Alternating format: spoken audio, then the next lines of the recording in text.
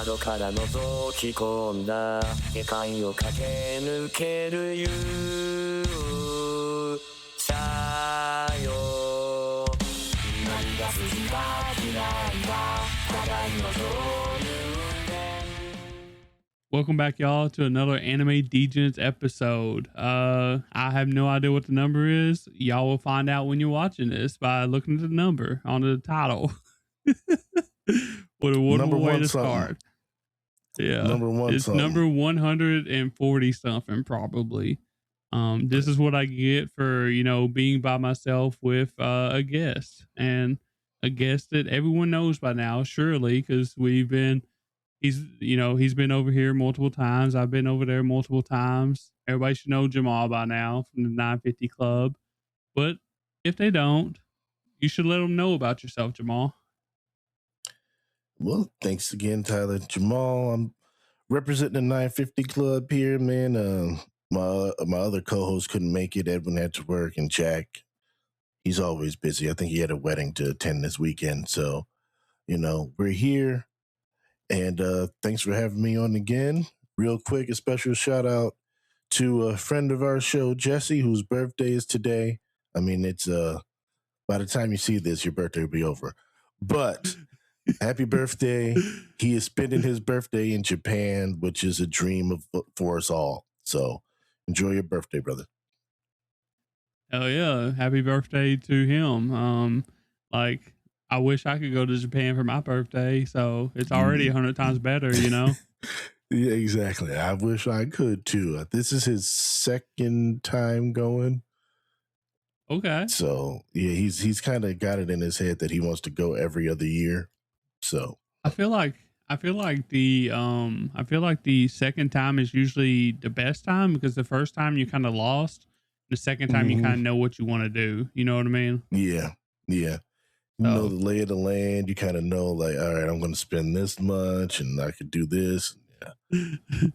I'm not gonna have to pay a shit ton to send stuff back home. You know, like the last time he went to Japan, we recorded an episode where he talked about everything. So we'll probably get him back on to talk about his trip this time. And I think last time we did that, and we paired it with his top 10 of the year that year. So we might run that back. Yeah, I mean that's pretty fun. So hopefully they're having a good time over there, especially on their birthday. I'm sure they are. Oh, yeah. You know, second time over there. Yeah. I'm sure he's got friends with him. Maybe I see the pictures. Yeah. So and hopefully Jack's having fun at the wedding or whatever. Like me personally, I probably wouldn't be having fun at a wedding, but you know, maybe Jack is. So I definitely would. I'm weddinged out. I am weddinged out. I do not want to be in any more. I don't want to be in any more weddings. I'm sick of attending them. The last few years, I've been weddinged out. I'm just like, no, I'm okay. Thanks though. I'll send you a gift. I think this is his second or third one this year. So no, thanks. Guy. I can count on my hand how many weddings I've been to total. So one hand. Yeah. So I like to keep it that way. You're a smart man. They can be a little taxing at times. Yeah.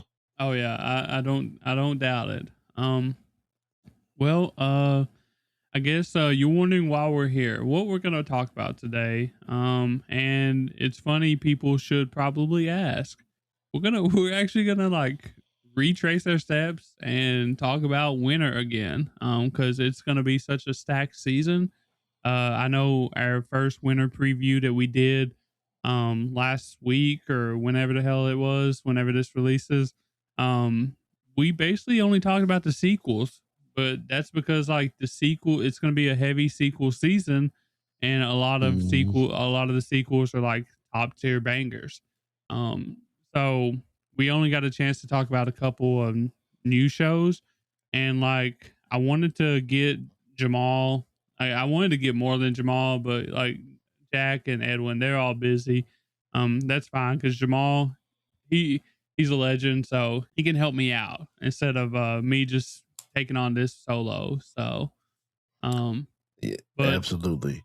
And yeah, I've got some stuff that I know will catch the interest of the guys. So their spirit will be felt here. who Jack and Edwin? Yeah. Yeah, I hope they listen to this. I don't know. I don't know if they go into seasons blind or if they look ahead any. Do you know? Um, a little of both. A little of both. Like once it Okay. gets a little closer to the season, they'll kind of look into it. I know like sometimes like this season, Jack kind of like looked in and he was like, all right, I got like 7 that I'm gonna watch. Boom, boom, boom.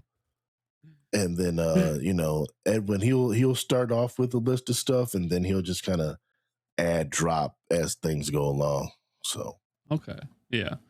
So I but mean, winter's so stacked, you have no choice but to look because every week there's a new show that's coming out. see, So it's like, all right. the thing is like I've been looking for the past like month now, and I've been looking, but I haven't made a list until like recently because like I Same. was just dreading it. I was like, man, this is literally gonna be like I'm gonna watch a shit ton of anime this season. There's nothing I can do about it. So Yeah, it's gonna be rough, man, because it's like like 20 is kind of like a good number for me. I could probably go to 25. More than that, I kind of like have to cut everything out.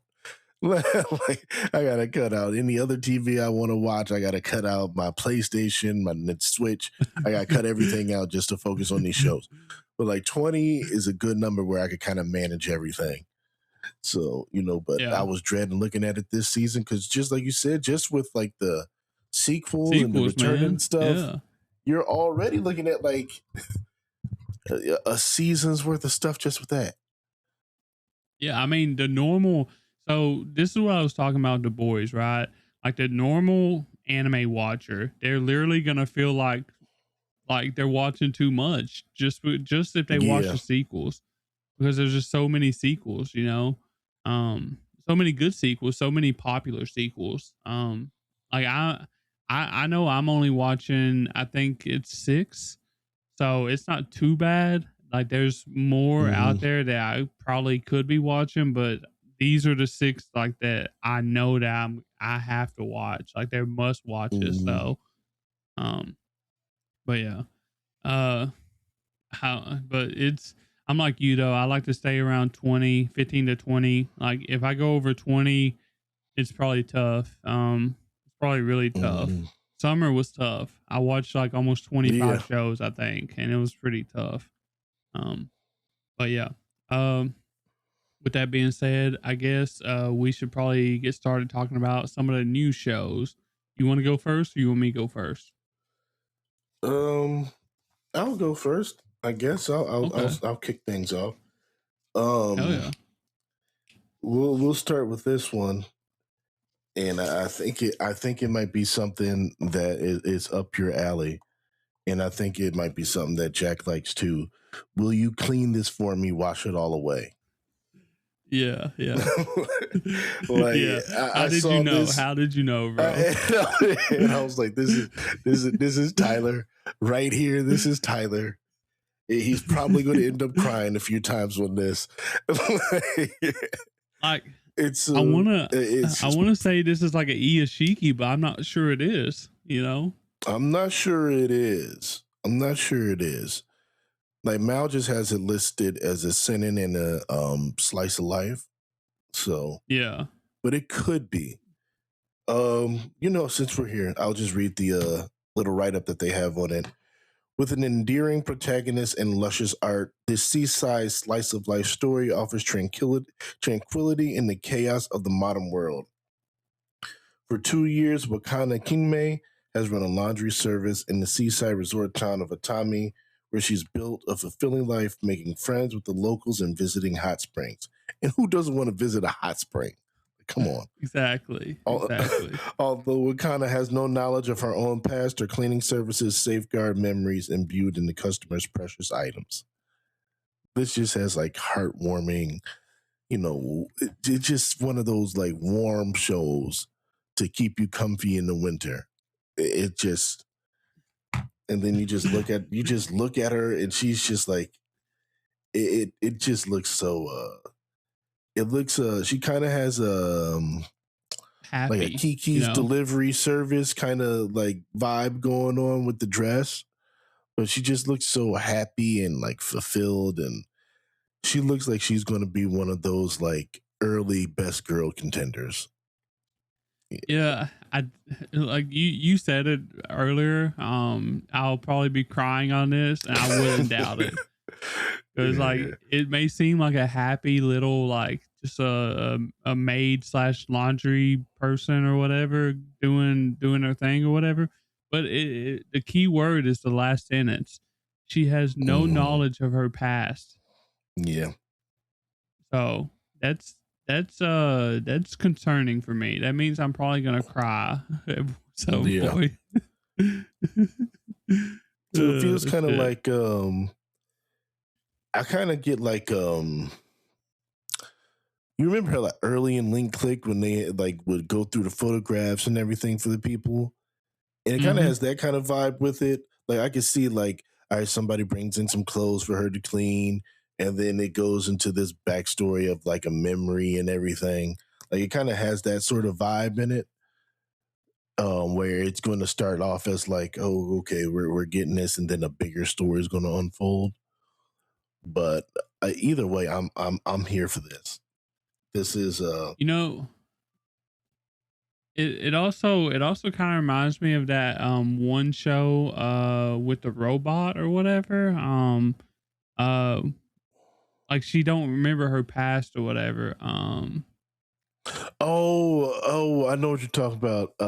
It's the young robot. It's like a love story that she was found on the ocean or like under the ocean or whatever, I bet it's what was that? I have a feeling it might be something like that. Like it's gonna like play with her like memories coming back or some shit, or something. Yeah.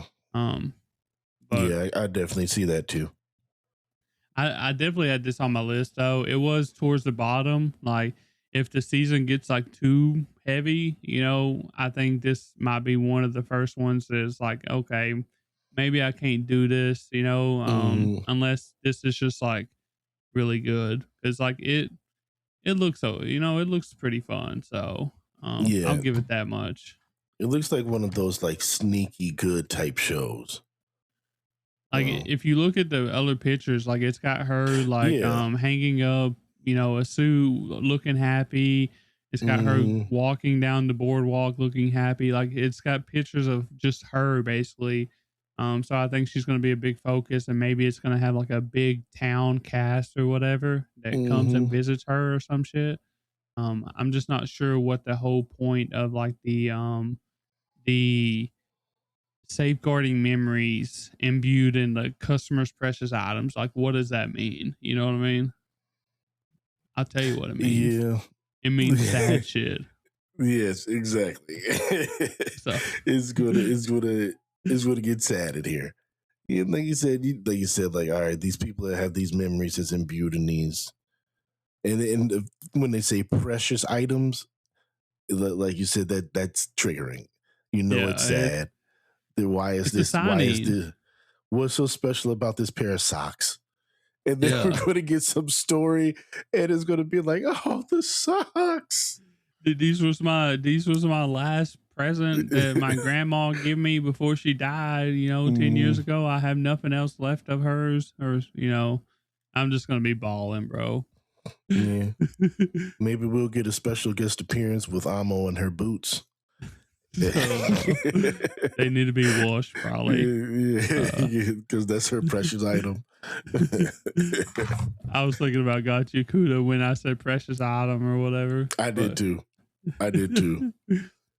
But yeah, that's a good pick. I really think that I'm gonna enjoy that probably. Hopefully it's I have room for that though. I'm sure Jack will probably watch it. That definitely Yeah. seems like a Jack show, don't Yeah, that's got Jack written all over it. it? That's got Jack written all over it. Yeah. Like that may be a 7 for me, but I think it might be like an 8 or 9 for Jack. Oh yeah, So. that's going to be high up there for Jack. I could just look at this and tell it's got that warm, like he's such a timing guy, and it's got that warm vibe to it, which is perfect for winter. So I think he'll definitely be like, yeah, this is a good winter show. Yeah. Well, yeah, if you're releasing the wrong season, Jack is going to be upset with you. Exactly. Like he probably ain't watched Sonda yet, has he? I don't know. I don't know if he has or not. Yeah, I figured he'd wait till like Christmas and binge it all or something. So. He might, because he was watching the what's his name? The guy that did Chainsaw Man. Oh, Fujimoto. He was watching short stories or whatever. Yeah, he was watching that on Amazon, and then he got mad at Amazon for the AI thing. So I don't know if he's going to be willing to pick up any more Amazon titles right now. I remember texting him actually, and I was telling him about a show or some shit, and he was like, "Oh, it's on Prime. That's like or whatever. Oh, it was Star Brighter Than the Sun." I was like, "This is such a good show. You should like." And I think he's really interested in it, but he hated the hearing it was on Prime or whatever. So. Yeah, he was so bad because Fujimoto, he was like, "This is the first time that I've given Bezos money all year," and then then the AI thing came out, so he was bad. So I was like, Prime was kind of like the kiss of death. So, but you might be able to convince him to like sail the seas to watch it, maybe. Yeah.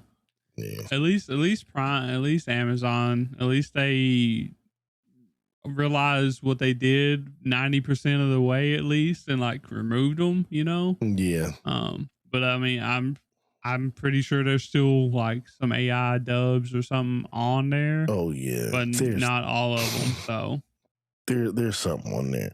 Like they went crazy with it, right? So. Yeah, like they're going to do it in other languages. I'm 100% certain because they're not going to care about the backlash. But yeah, that was ridiculous. I still don't understand why you would do that. Let's take the English away, and everybody else will just like settle down, probably. I don't understand the logic behind doing it. There was already a dub. Like, why would you do?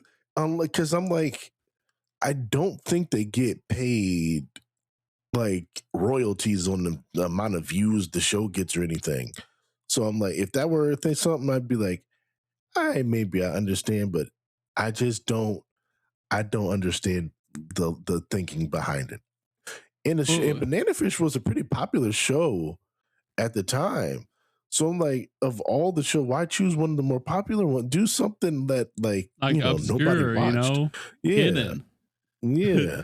Test it out with those first, maybe, not No Game No Life. They already has a dub, and Banana Fish, which they've been wanting a dub forever. Like they're obviously not going to be happy with that kind of shit. So that was so weird. It was just a weird choice, and it's like, I don't know why. See, this is what happens when you're like you have so much money and influence that you kind of forget. You're not part of society anymore.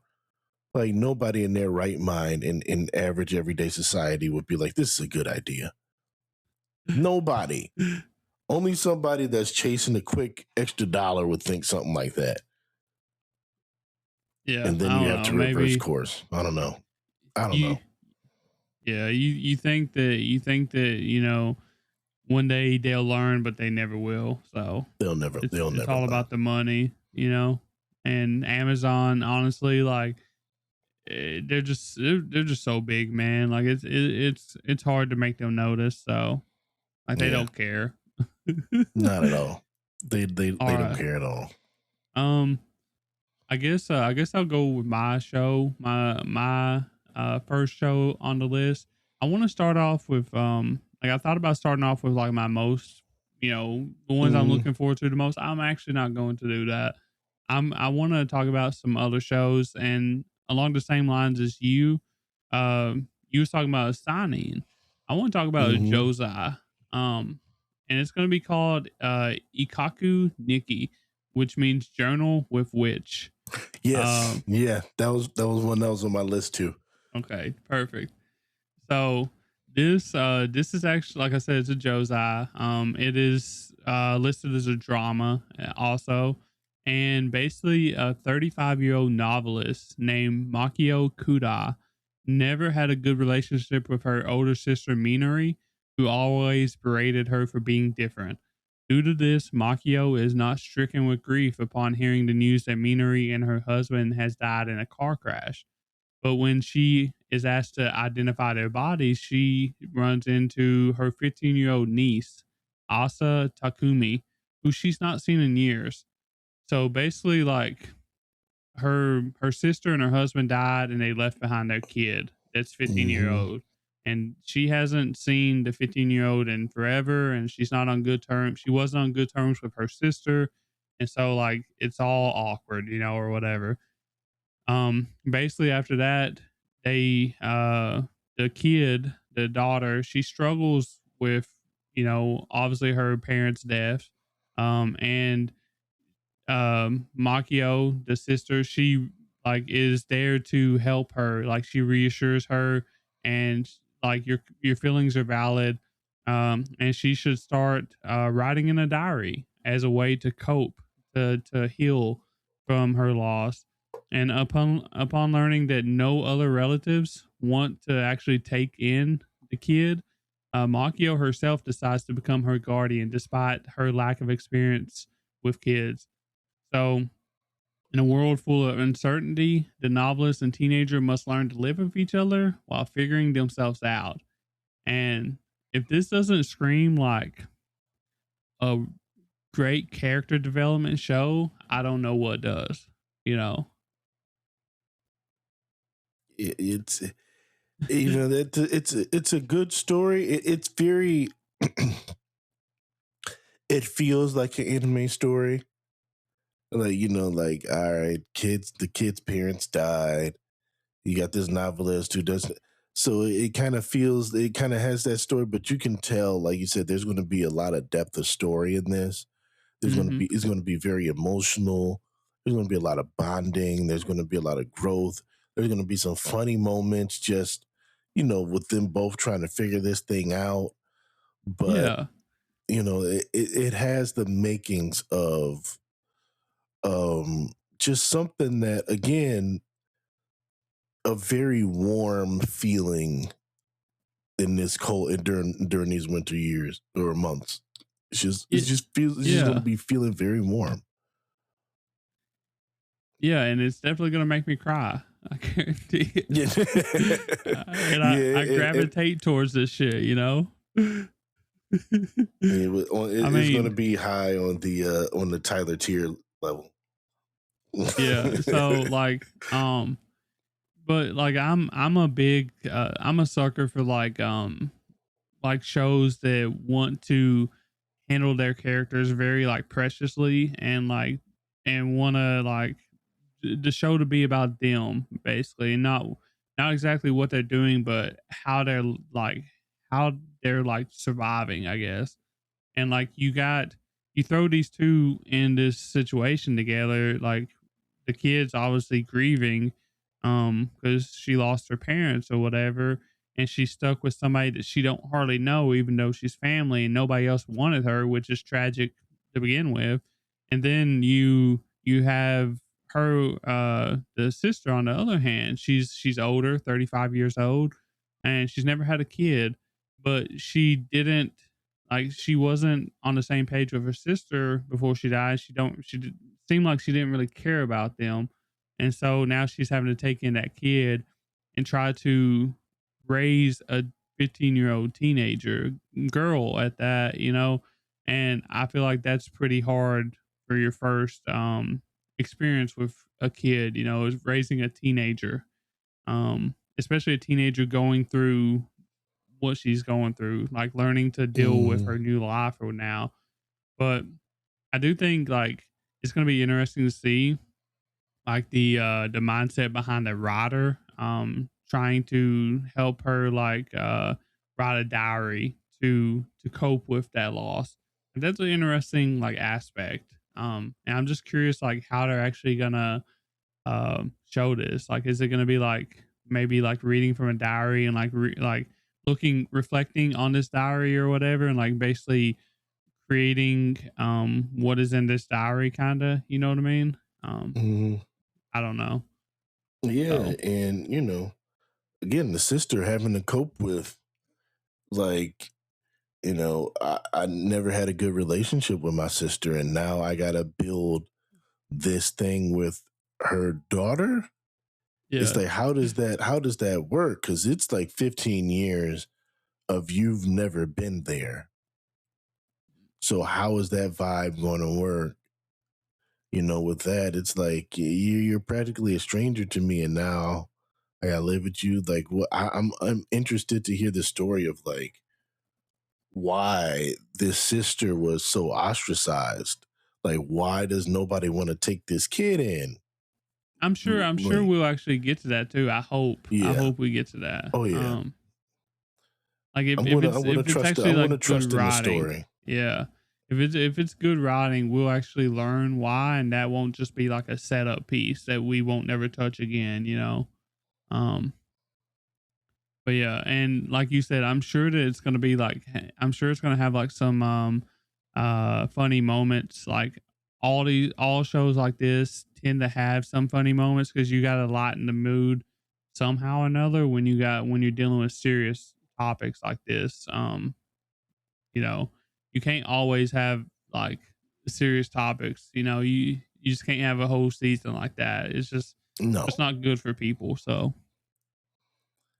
no, no, um no. And I mean, we got a lot going on this season. So having this as like a change of pace, more serious, more grounded type of show, it's going to be I'm really looking forward to that one. Because when yeah, I saw it, it's I'm like, Journal with Witch. And I'm like, like what? witches? Like, and I'm like, I don't know. But then I'm like reading the description. I'm like, okay, I'm this is intriguing. So I'm interested to see like, I don't know, maybe that's a translation thing or Yeah, how I the almost witch think it ties is. in. Yeah, So kind of has to be. so you can like it has alternative titles on Mal, right? It's got Right. different country diary and foreign country diary. So I'm almost thinking Journal of Witch is just like wrong translation. Yeah, I think it's like something about a diary, and I just don't I know think so too. why Just the what it witch is. part, So just yeah, I don't. very strange, Yeah. very strange, very misleading. So it was like, dang, I need to learn Japanese. Um, I will say that this is a like a really good studio that's doing this, so I'm pretty excited for that. Like I seen like some of the visuals and like stuff like that, and it actually looks pretty good. And I looked at the studio, and like they've done some pretty good stuff. Um, so I'm pretty happy about that. That we actually get like a show like this that actually has a good studio behind it. So, but yeah, And it looks um, good. Like from the visuals, it looks very good. yeah. Yeah. And for a show like, it doesn't seem like it needs a ton of production value behind it based on like what it's about. It still looks really good. So I'm I'm Yeah. I'm interested to see that. Yeah, that is all I got for that one. I think it's pretty close to the top for me. Like it's middle of the top for new shows. This is Mhm. like a must watch for me. Going into the season. So, what's your Okay. next show? What you got for me? Um Okay, I'm going with this one.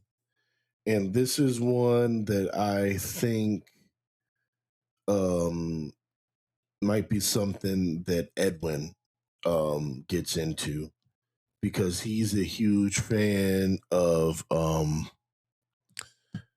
may I ask you one more question from this season? Yeah. And Yeah. it Punchy is great. villainess. It Yeah. is great. I love that show. One of the few shows that's in my contention of getting into my top list for this year. Maybe we'll see. Oh, okay. But this one is Got a good called dub, by the way. very good dub. She's phenomenal. That she's on my list of trying to sounds get awesome. like Yeah. she does. She's on my list of trying to get somebody to interview. But we'll see if that happens. I hope you get that. I really do. Fingers crossed. If I do, everyone's going to freak out. Eris no Seihai, which translates to the Holy Grail of Eris. Oh boy, this is a long description, but let's go. It is common knowledge that nobles will do anything for power. Lying, manipulation, and extortion are the usual tactics. However, one family is exempt from this generalization, House Grail, whose main tenets are truth and integrity. The youngest daughter, Constance Grail, is just as moral as the rest of her family, believing in always doing the right thing and helping those in need. However, these ideals do not help her when her fiance cheats on her with another woman. Framed by his lover and hope of her downfall, Constance's pleas for justice are ignored. Everyone turns a blind eye, save for one, the spirit of the infamous Scarlet Castiel, who possesses Constance and turns the tables on her accuser. However, this aid does not come without a price. 10 years ago, Scarlet was executed for the attempted murder of Princess Cecilia, but this was actually a setup as blunt and harsh as Scarlet could be. I'm sorry. She would never stoop so low as to use poison. She has no idea who orchestrated her incrimination, but Scarlet demands that Constance, as the only one who can see her, help her exact revenge on all those who wronged her. It sounds very much like a show that we have doing right now, except maybe like the show that's going right now is like more violent. I don't think this is going to be that violent. But it does have a name. Scarlet is her name, so that's pretty Scarlet cool. is her, like you said, it's just so much like but it's interesting. You got the twofold thing where it's like, all right, we got a mystery here. We got to uncover the truth of who attempted this murder on this princess earlier, and we got the story of the stuff. Scarlet is the red dress, like blackish purple hair or whatever. Mm-hmm. That's awesome. Yeah. Okay. Yeah. So it looks interesting. It looks interesting. I'm always for anything that's fighting against the evils of the rich. So and it's you have like the mystery. I could tell that there's going to be a little humor in this. There's going to be some mystery. There's going to be some action. I don't think it's like you said. I don't think it's going to be as like violent as May I Ask One More Thing, but like we're not going to have no stills of like little Scarlet like smiling happily with blood all over her fist and face. We're not going to have that. Probably. So awesome. Yeah. So awesome. Yeah. She's definitely in contention of like best girl. I would not be surprised if Scarlet wins best girl for Edwin this year. I'm saying that now. I would not be surprised. What about Jack? Ain't Jack like a big fan of her too? And or no? Jack, he's hard to peg sometimes. But this is a year that had Mau Mau. So I mean, geez, that's the one category out of all of them that I dread the most from this year, because there's so many good ones. Guess who my top girl is? Yeah, of course. Of course. Of course. But I mean, look, man, we had Mama. We got 2 of them from Apocalypse Hotel. Ponko, man, like we got, oh shit. Man, we got Inori from so Metalist. It's gonna be so hard. Like we got Marin, but yeah, we got Marin too. You know, I'm the freaking almost like I'm one of the biggest fans in the world, and I don't even know her freaking name from Fragrant Flower. Waguri. Yeah. I'm a huge fan, and I just blanked on like fake fan, I guess. You know. You know what? Edwin actually likes what's her friend's name? The silver hair. Subaru. He actually likes Subaru more than Waguri.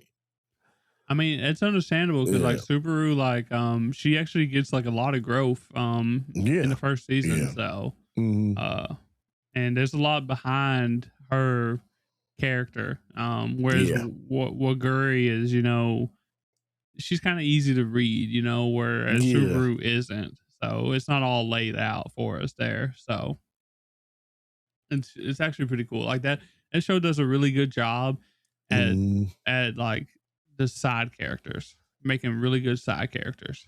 So yeah, really good. They do a great job. But yeah, we got we don't forget Silent Witch.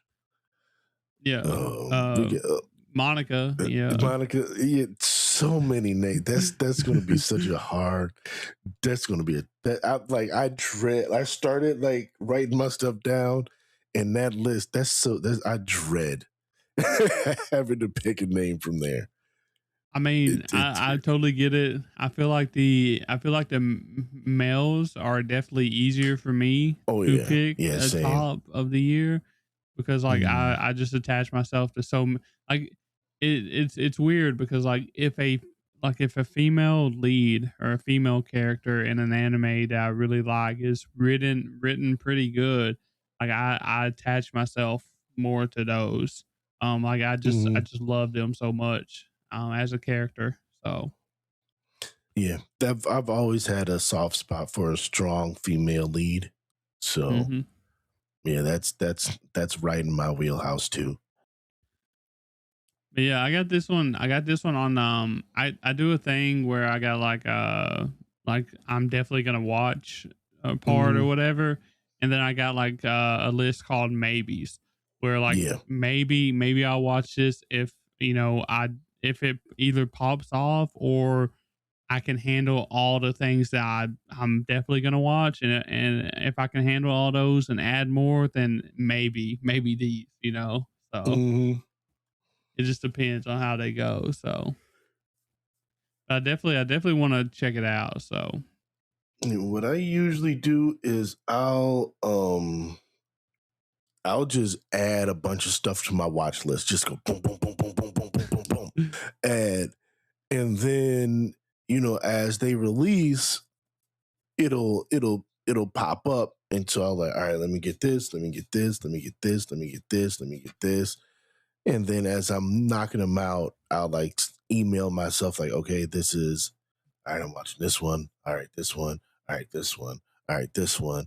So I usually start off with like, and within the first 2 to 3 weeks, I pretty much have like what I'm going to watch for the season. Unless, you know, sometimes you have those weird shows that start like a month into the season or whatever. Yeah, man, those are so hard though. Yeah. I think like my shit's already packed, you know. But. Right. It's already packed. So I'm like, and this show is starting. So unless it's like a huge top show that I have to like, that's like, all right, I definitely need to fit this in. Those kind of end up on the fence for me. So it's like if you release earlier in the season, you generally got a better shot of me watching it. The later you release, the more, because I've already like established my shows.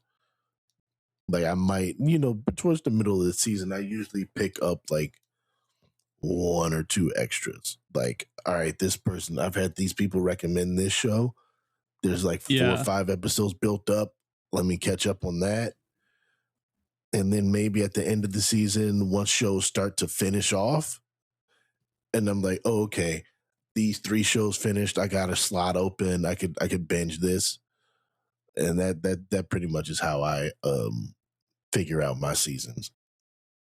Yeah, and that's a good way to do it. Like I usually expect like a couple like social media and like Discord or whatever. Like I'm in Discords and I follow social media when I'm not too busy or whatever. And you can see when stuff gets popping, like starts popping off, like unexpected stuff pops off.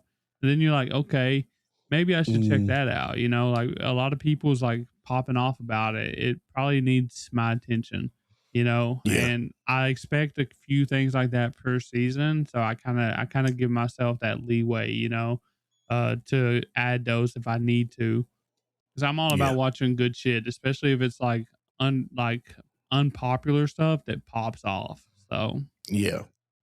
'cause I can't watch everything, Same. like you can't watch everything, I can't watch everything, so we kind of depend on, you know, other people, you know, watching I different really, shit or whatever. So yeah, I do. And that's why I kind of like the way our podcast is and the way we watch, because we're all such different watchers. Like, I know Edwin's going to pretty much watch all the Isekai that comes out. So I'm like, I More don't power have to to it. watch all of them. I know he's going to cover all that. So I'll just watch the 1 or 2 that I decide to deal with this season. And then it's like, all right, I know once the slice of life stuff comes in, that's going to be Jack territory.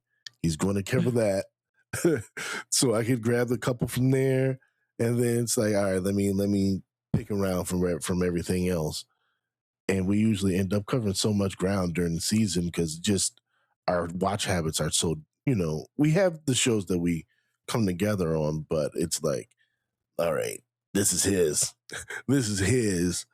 You know, I don't feel as obligated to like, all right, I got to watch everything. It's like, oh, okay, I can fill in a blank here. Let me watch this. I don't think they're gonna watch a show on ice skating. let me watch that. You know, it's just I can do that. Medalist is so good, by the way. Anybody that hasn't watched it should watch it in time for season 2 coming out, because it is peak. Absolute peak. Yeah, I don't care. One of the best sports shows out there. I don't care what anybody says. It's so good. You know, Can't wait for it.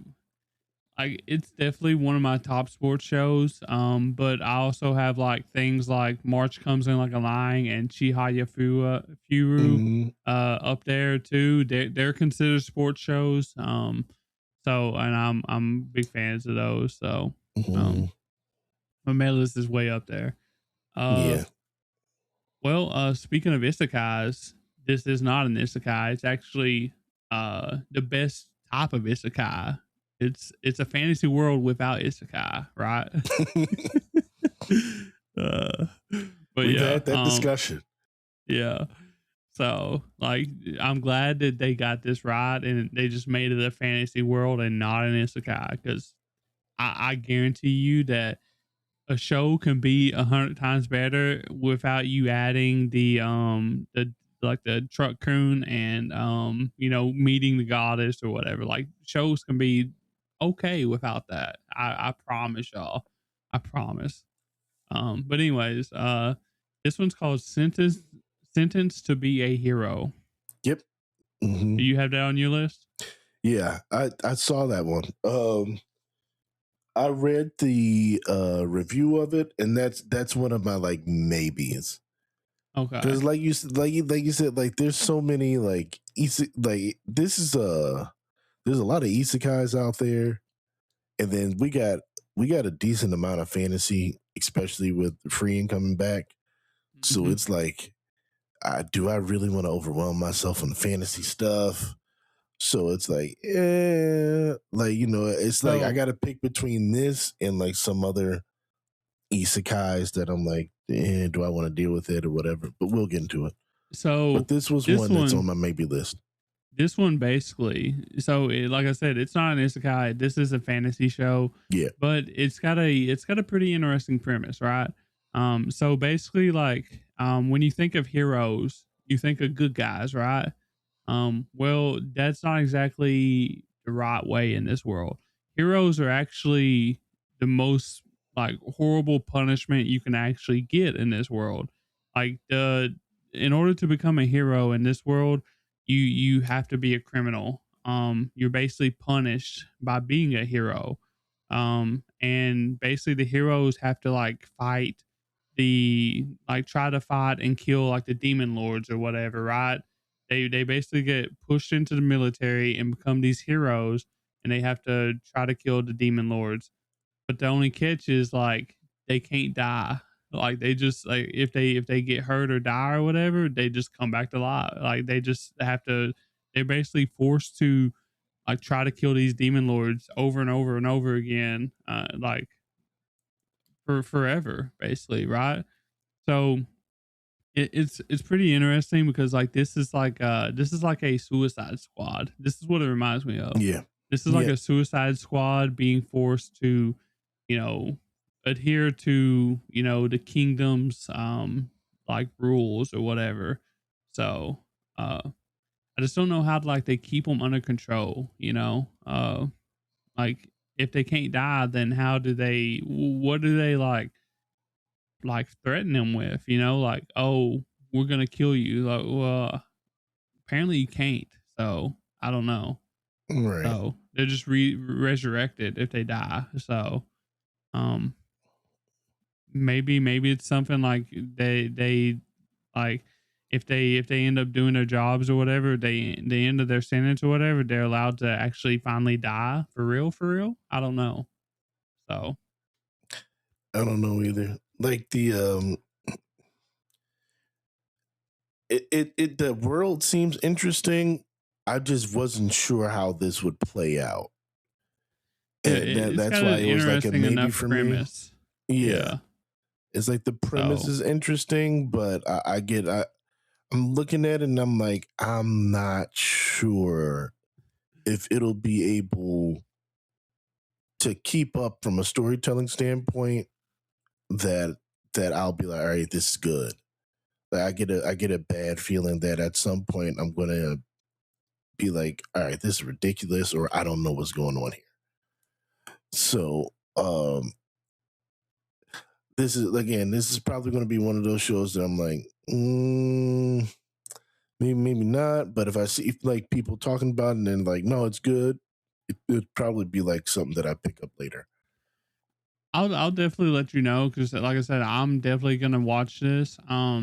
It like I did watch the trailer with this, because this was one of Dom or Dan's pick. I think they picked this, and like the trailer actually looked really good. The studio's actually pretty good. They done like Seventh Time Loop, and like some other shows. They helped with like some Musume's and like Hoi Mia. They helped with that. They're actually doing Star Brighter Than the Sun, which that ain't like nothing to brag about, but still like this actually looks good. Like the premise is interesting enough for me to, you know, check it out and see what like I watched Suicide Squad Isekai, and I did too. Like I watched it all the way through. So if I can watch that, I'm hoping this is a better version of that. So I mean, it can't be worse because Suicide Isekai was, yeah.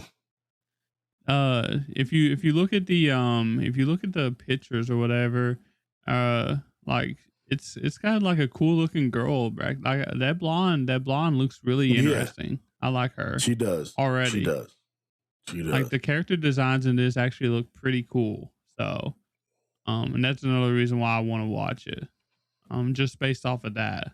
So, it's also got like some great voice actors. It's got like Gojo's voice actor in it.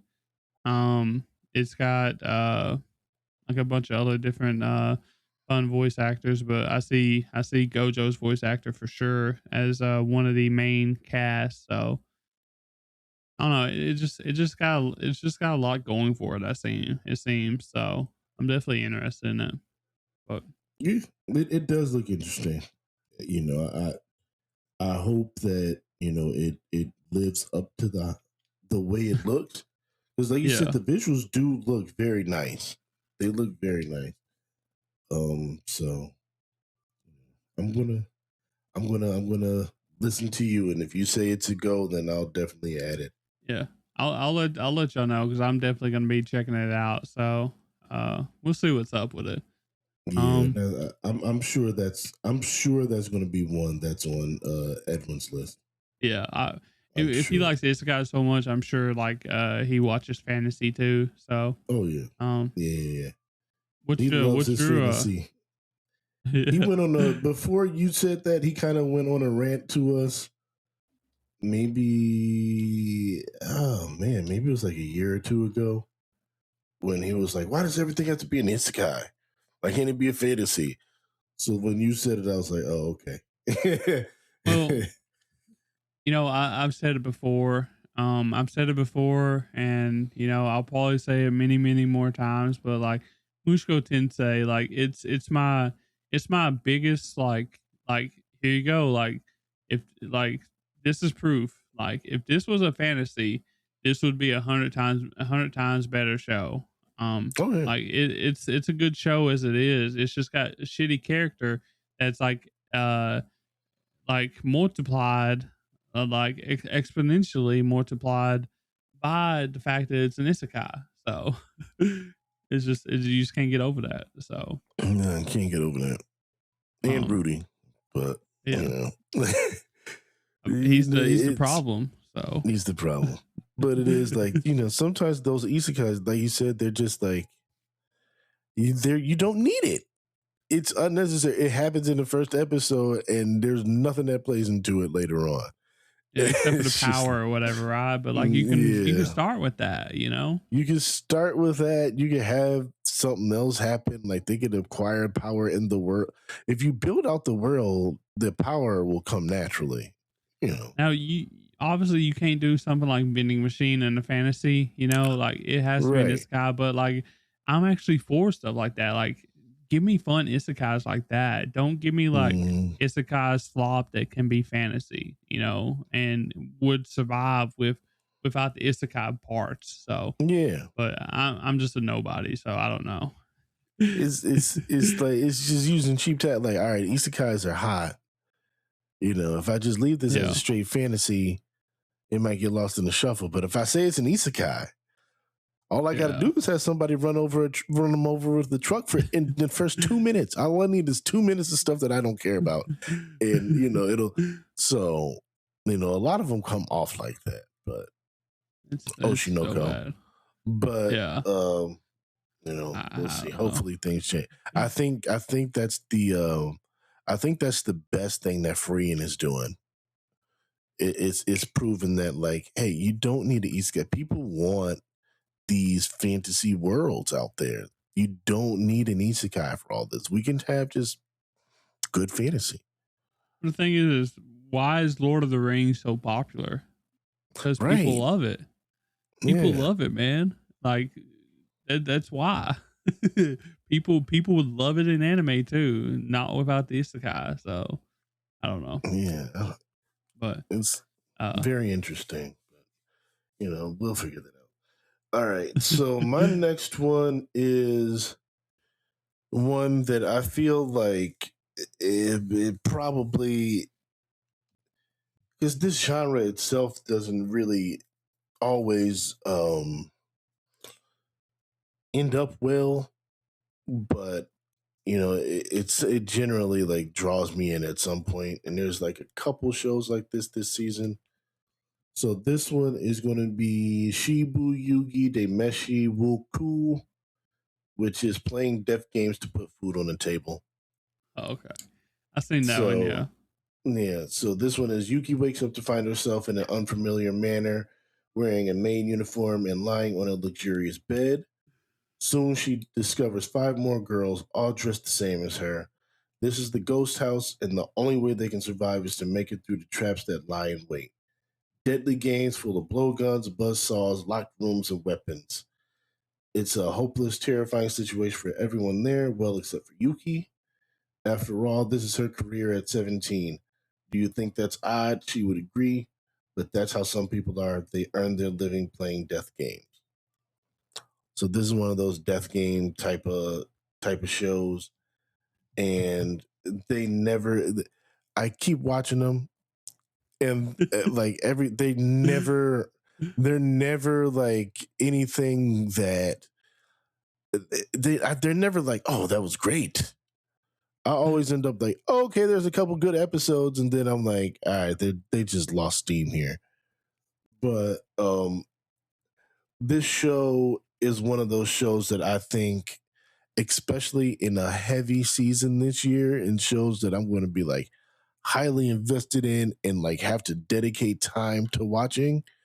This is going to be one of those shows where I could just kind of like have it on the background, not invest too much in it, just be able just to watch it.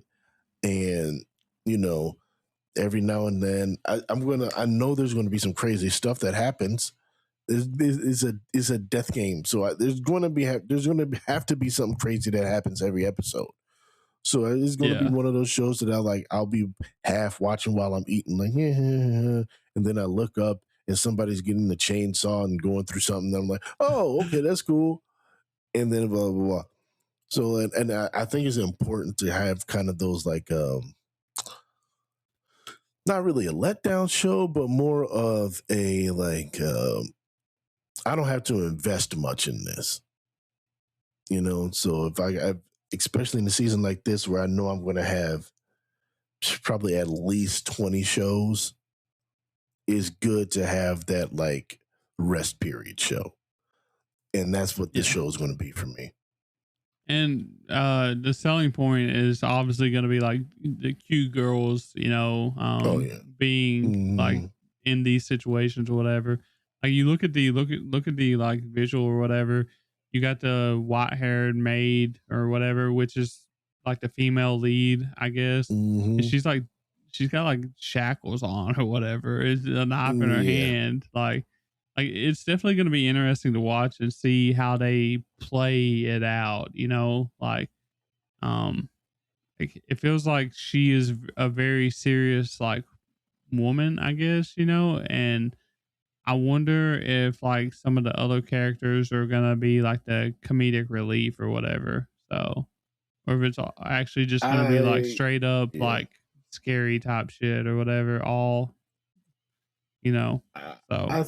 There might be some comedic relief in it. I wouldn't be surprised. It is Studio Dean.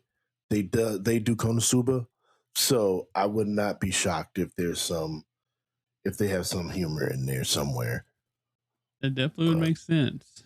So, but yeah, this one I've seen, but like I'm not a huge fan of this type of like show, you know what I mean? Like I'll watch it if like people say it's like super good or whatever, but like I see something like this, I'm just like, I'll probably pass, you know, probably pass for now.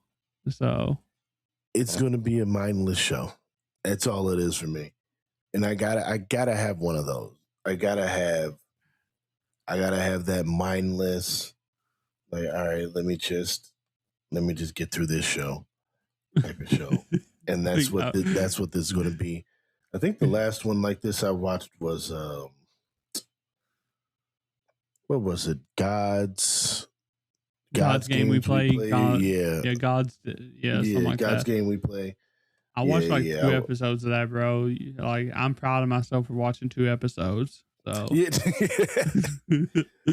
know, I'm like, I watched the first couple episodes. I'm like, okay, this is kind of interesting, and then I'm like, the ways he just found the just the ways that they got him to win these games. I'm like, what? How did you pull this crap out?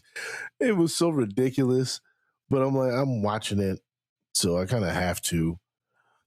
And that's that. I know this show is going to be that way.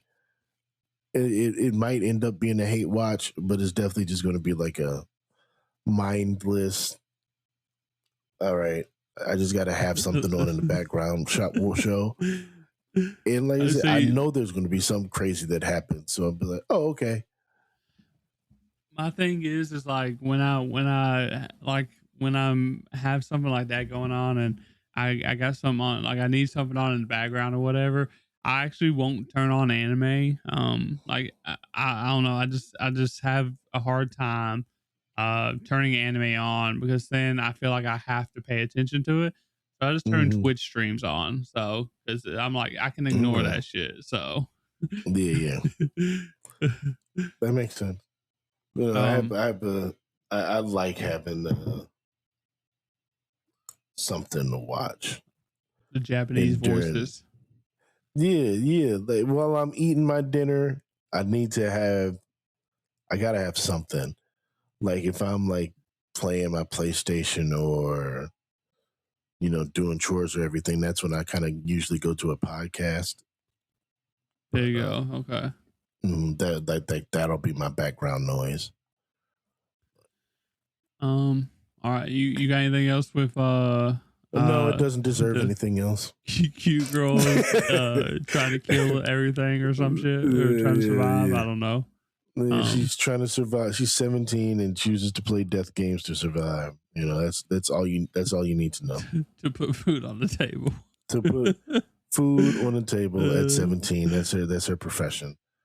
Okay. She's probably going to end up being some like otaku gamer that's like, ooh, let me get my jollies off by playing death games. I don't know.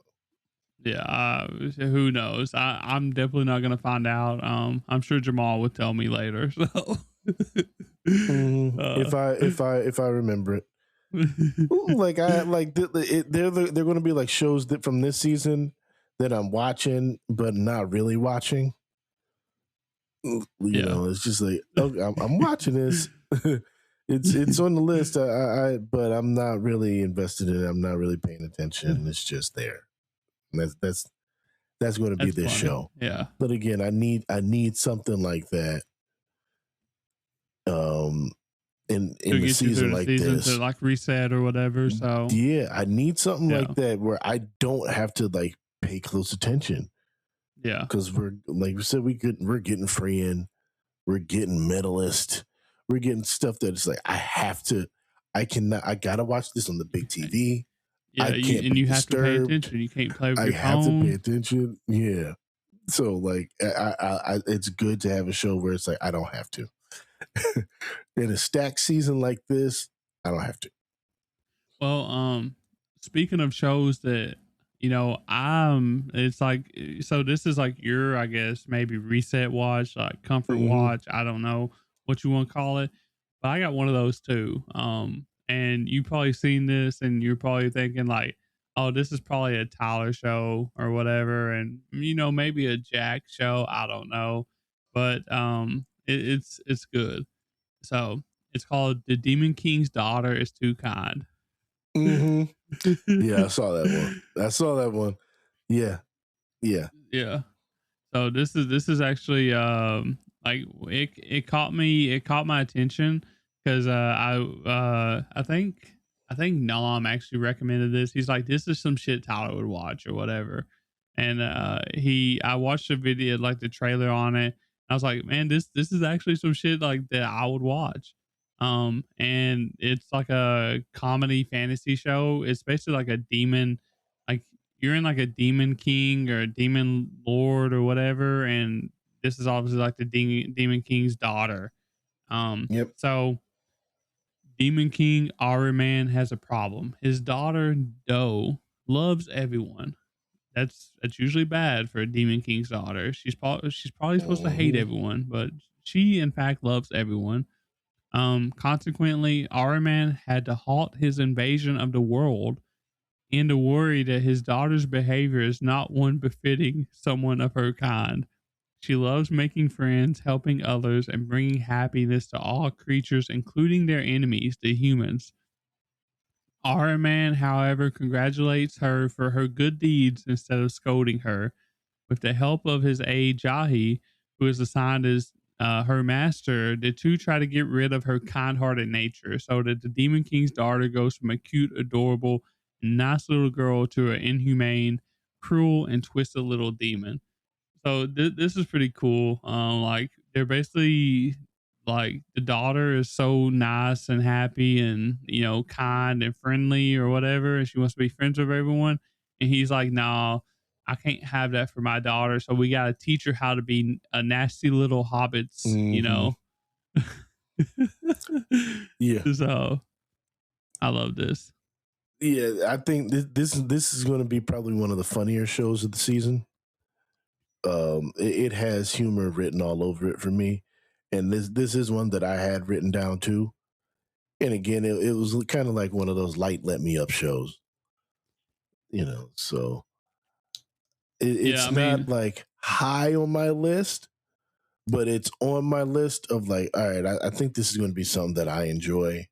It's going to be like a nice little, like breather, nice little breather. It's not like the Death Game show where I'm just like I'm not invested in this at all. It's just to serve as like something for me to pass time and to pump up my watch numbers. But this show is one that I'm actually going to pay attention to. It's not deserving of the big screen. Yeah, but it is one that I will pay attention to. I mean, I watch all mine on the big screen usually. But this, I just feel like this is gonna make me laugh a lot. This is gonna make me smile because like you got like a cute like little kid and like maybe it's gonna. What I'm hoping for, I'm hoping like the kid actually changes the like the Demon King, her daddy's like way. Maybe she starts softening him up. Like that would be like peak for me.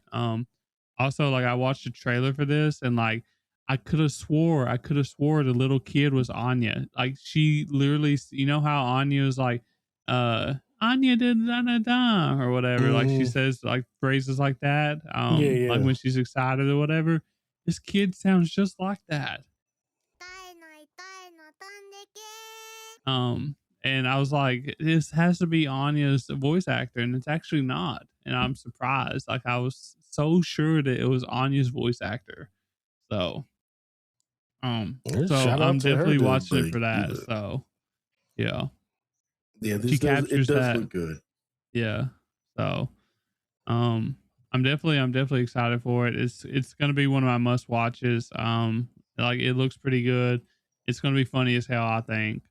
Maybe it'll have just a little bit deeper story. So that's all I can ask for. That's basically all I got for it. Maybe Jack will like it too, probably. I don't know. It might be something he likes. But yeah, that's definitely on my list too. It's good comedy. That's something that I would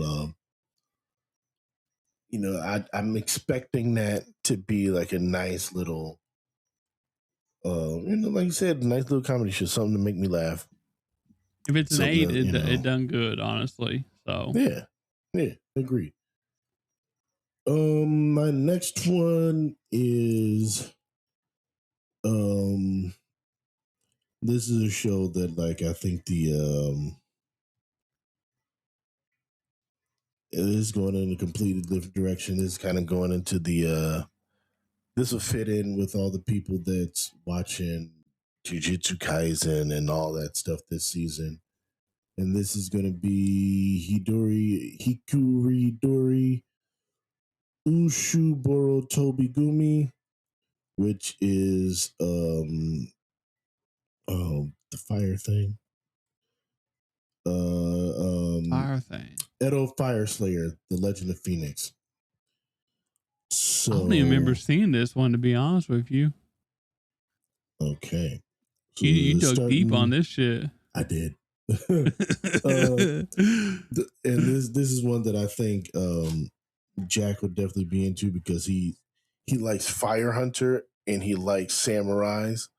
So this is kind of got his name written all over it. Dave might like this too. Shout out to Dave.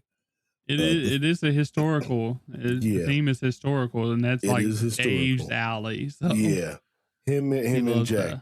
That's got their name written all over it. So the fire extinguishing samurai who stopped the great fire was called the fire-eating bird. Matsunaga Genko, once known as the fire-eating bird, was the best firefighting samurai in Edo. He had resigned from the fire brigade for a reason, but suddenly received an invitation to serve in the Shinjo clan. The Shinjo clan's firefighting team had no money and no personnel and was looked down upon by those around him. With the encouragement of his wife Miyuki, Genko decides to rebuild the collapsed firefighting clan as its chairman. Genko and his friends, all of whom have their peculiarities, struggle to save any life despite being ridiculed as ragged steeplejacks. In Oedo, a mysterious series of suspicious fires called Fire Foxes continue. So I expect to see some like crazy action with samurais and fire, which should be fun. And it's like I said, it's historical. This is a Edo period piece, so you're going to get a lot of that Japanese history in there too, which I'm always interested to see. The character designs look pretty cool, and like I said, this is if it's not already on their list, I'm pretty certain Jack and Dave are going to be all over this show. Yeah, I'm pretty sure they're going to be all over it. Historical stuff is usually hit and miss with me. Like this doesn't like really strike any like super interesting points for me. I think it is interesting to see how they like portray like samurais to be firefighters or whatever, like how they use their sword to firefight. Maybe each fire is like a dragon or some shit, because like I'm seeing like in the picture or whatever, it's got like a dragon looking like entity or whatever. So maybe like a fire is portrayed as like a killable thing or something, like, and they use their swords to like slay it, which extinguishes it or something. That'd be cool. I don't know though. I don't know what they're doing, but I'm sure that some people will like it. I don't know. I'll have to see what people think about it. It just doesn't seem my vibes. So it's a historical piece. So if you're not into the historical stuff, I don't know. But I get we're gonna get like a lot of like historical kind of like how Sword of the Demon Hunter was, with a lot of like lore and old Japanese stories and everything. I think we're going to kind of get that mixed in with the action of whatever this firefighting samurai thing is going to be. But if you got samurais and fire, I'm pretty much going to be in for it. So yeah, I'm into this, and I'm sure this will be one that I'll end up talking to Jack and Dave about at some point. So, I got a question. You said you're into fire and samurais or whatever. Does lightning count as fire in your mind? Does lightning count as fire? No, it's more like electricity. Would that make you watch the show if it had lightning and Edo period samurais in it? Lightning, yeah. It has samurai, so yeah, definitely. Lightning, yeah, I'll watch it, especially since I hope they won't be black, because I have this theory that like all black heroes have either super strength or lightning. It's so like, but I see it. Okay. I see lightning and I'm like, the lightning isn't a power, so I'll just say that. It's a natural occurring lightning. Well, kinda. Yeah. So, but I'd be in for it. I'd be in for it. What if I told you the show also had bowling in it? Bowling. Is this Turkey Time to Strike? Yes. This is not propaganda. It has lightning. It's got Edo period and samurais. I think it's got some fire created by lightning. Like it's got bowling in it, bro. Yeah. Turkey Time to Strike. You did. I will say that you were right about the opening. The opening was really good. The opening was really good. It was. So I do have to fit. I'll watch it. I just got to fit it. I just got to find a time to fit it into my schedule. We'll see. It's a I got very some different off show. days. I'll tell you. I got that some much. off days coming up. We'll see if I'll be able to fit it in then. Just like I said, just go into it with an open mind and just have fun with it. That's all I'm saying. What? It's anime. Like at this point, you have to go into any anime with the open mind because you never know which direction is going to go in. But this is original anime too, so I kudos to it for doing what it did. So yes, I love it. Kudos to it and we got we got some really good originals this year. Mm-hmm. Last year's originals were horrid, but we got some really good ones this year. Yeah. Last year was like I'd have to look, man. That was the year where we got like Ninja Kamui and like Rouge, Metallic Rouge, and well, we did get a couple. We got that fishing one. That fishing one was really good. The one, you did say you liked that fishing one. Was it Angler? I don't remember the name of it. Positive Angler or something like that. Yeah, negative positive angler. Negative positive angler. Yeah. It was actually a really good like drama slice of life story or whatever. Like about like people struggling with different things or whatever. So it was really cool. It kind of reminds you like it's something like that is what I want like Journal with Witch to be or something. Like I want it to be focused on like those connections or whatever, like those character developments or whatever, like the journey behind the characters, what they're going through in life or whatever. So but yeah, I don't know. I hope we get some good originals this year. So I haven't kept track, but I don't know if any of the ones that I've talked about or I am talking about are originals. I don't think they are. So yeah, I don't. You know what? At one point I did look at some originals, and I forgot to write them down. I forgot where I saw them at. Yeah, I'm gonna have to go back and look. Yeah. I know we're getting some originals this year that did look kind of interesting. So we had some great originals this year. So hopefully next year it'll continue the wave. I just want another Apocalypse Hotel. You know what I mean? Like, just give me another show like that. We need another. That's how you do it. That's how you do it. And we could get another season. It's an original. Yeah, it's an original, and it left in a way that end. Yeah, it's open ended. Like there's plenty more story that you could tell with that. Until the humans like come back and stay, I feel like there's always more space for that story. Yeah. No.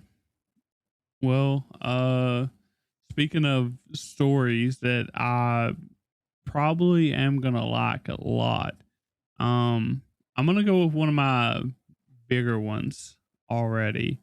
Because I've only literally got like a few left on my like must watch list, but I haven't touched like my top 3 or whatever. So I'm gonna do one of those now, and you've probably heard of this one. So it's called You and I Are Polar Opposites. Yeah, I saw that. Yeah, I knew that would be on your list. Yeah, I mean, I knew that was going to be on your list. What's not to like, it's got like a pink-haired, protagonist, female lead or whatever. I'm a big fan of like pink-haired, like bubbly girls or whatever, and like this has that. This is obviously a rom-com or whatever, a high school. Pretty sure it's a high school rom-com, but like I'm eating like. This is like one of my top shows of this like season already, and I haven't even started it yet. And like the manga, the manga is like super popular too, by the way. So have you read it? No, I haven't, but I've heard like I almost started reading it, and then I seen it was getting a adaptation. And I was like, oh well, I might as well just wait and be surprised, But yeah, so. If in case you didn't know what You and I are polar opposites what's going on in that, even though the title says it. Um, I'll explain it to y'all just a little bit. So basically, you got the pink haired girl. She's like super popular, and she's kind of got an issue with like overthinking everything. And the guy, the black haired guy, he's like a super quiet, I don't know, like very sharp tongued, I guess. Like he's very blunt. Like you ask him a question, he'll say like one or two words in response, and that's it. Like he'll just he seems rude, but he's actually not, or whatever. He don't care what anybody thinks. So along there, like daily, I guess, shenanigans or whatever, she's always trying to talk to him, and he's always doing his thing or whatever. Uh, Actually, like a misunderstanding happens. We love misunderstandings, at least I do. This misunderstanding like helps us out. It actually it actually starts a mutual confession. They actually confess to each other over this misunderstanding, and they actually start dating, apparently. Who would have known? Who would have known in a shonen rom com that the characters start dating in probably the first episode, based on the summary, right? So so this ain't about the chase, I guess. Like, this ain't about like what leads up to it and all the misunderstandings happening. Kind of like your Star Brighter Than the Sun or Kimi no Tsudoke. Like this is about the relationship.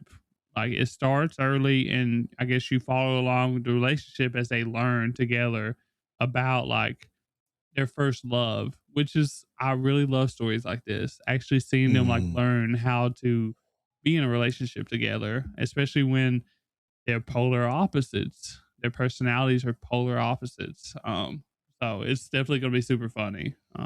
The girl, she's probably gonna be one of my top girls of the year. I ain't gonna lie. So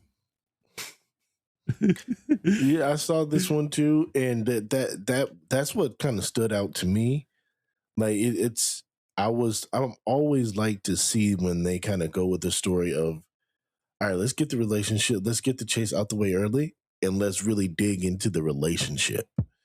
And so that's what stood out to me in this show. And I'm like, all right, this is a romance that I would definitely want to see, because I like to see, how we work out this relationship. All right, we're together. How do we keep this thing going? And usually, people get like a season out of the chase, maybe two. But it's like I like it like I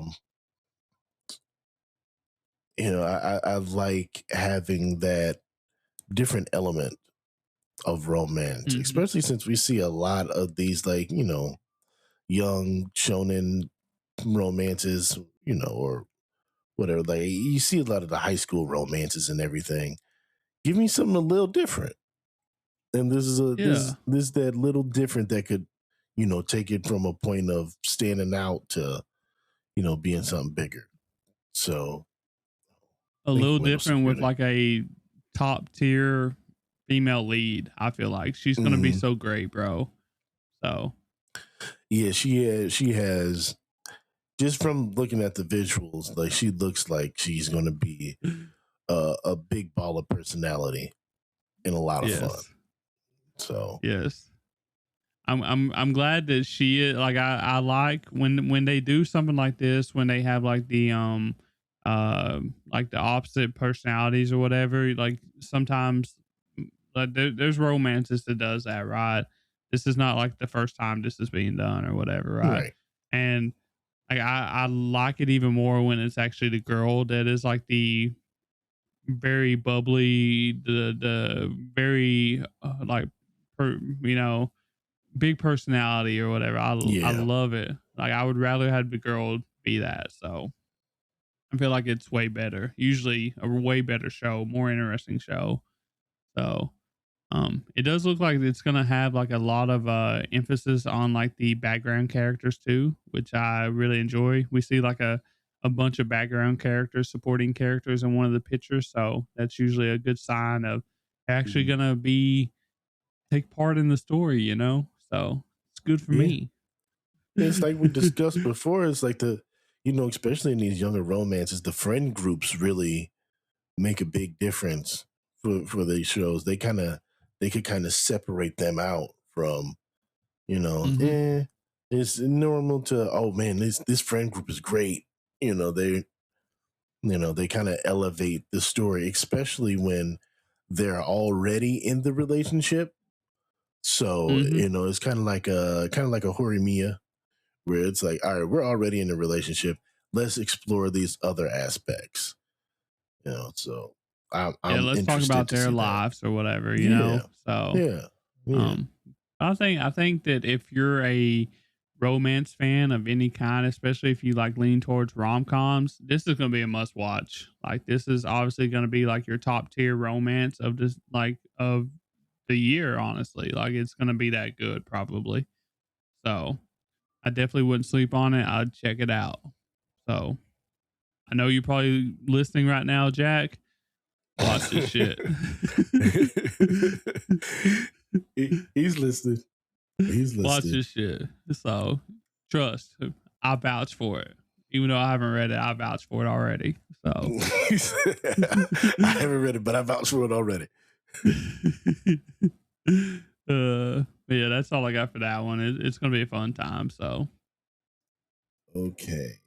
So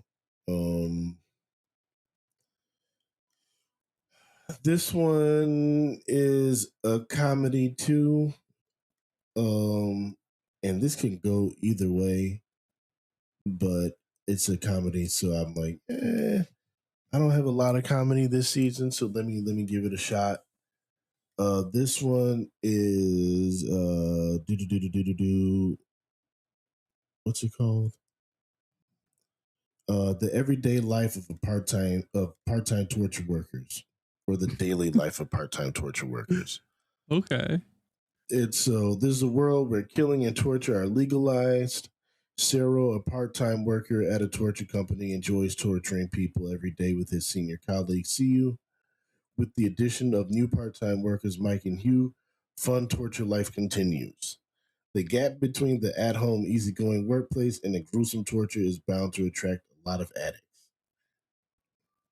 So this has sounds unhinged. It sounds chaotic and unhinged.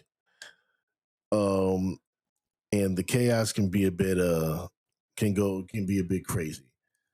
So I do like a little chaos in my life sometimes.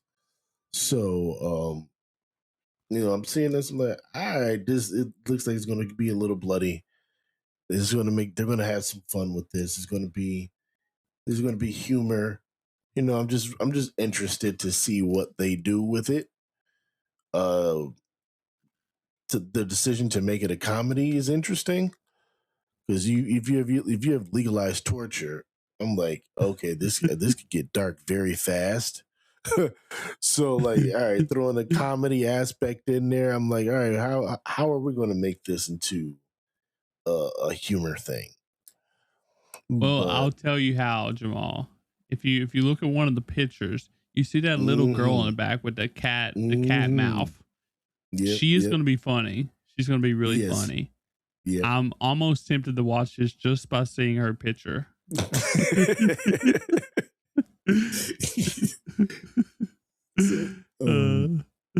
She's so funny. Like, this picture is like honestly good. Like, you got this dude like smiling like a maniac, holding a pair of like pliers or whatever, and you got the sexy looking chick with the whip.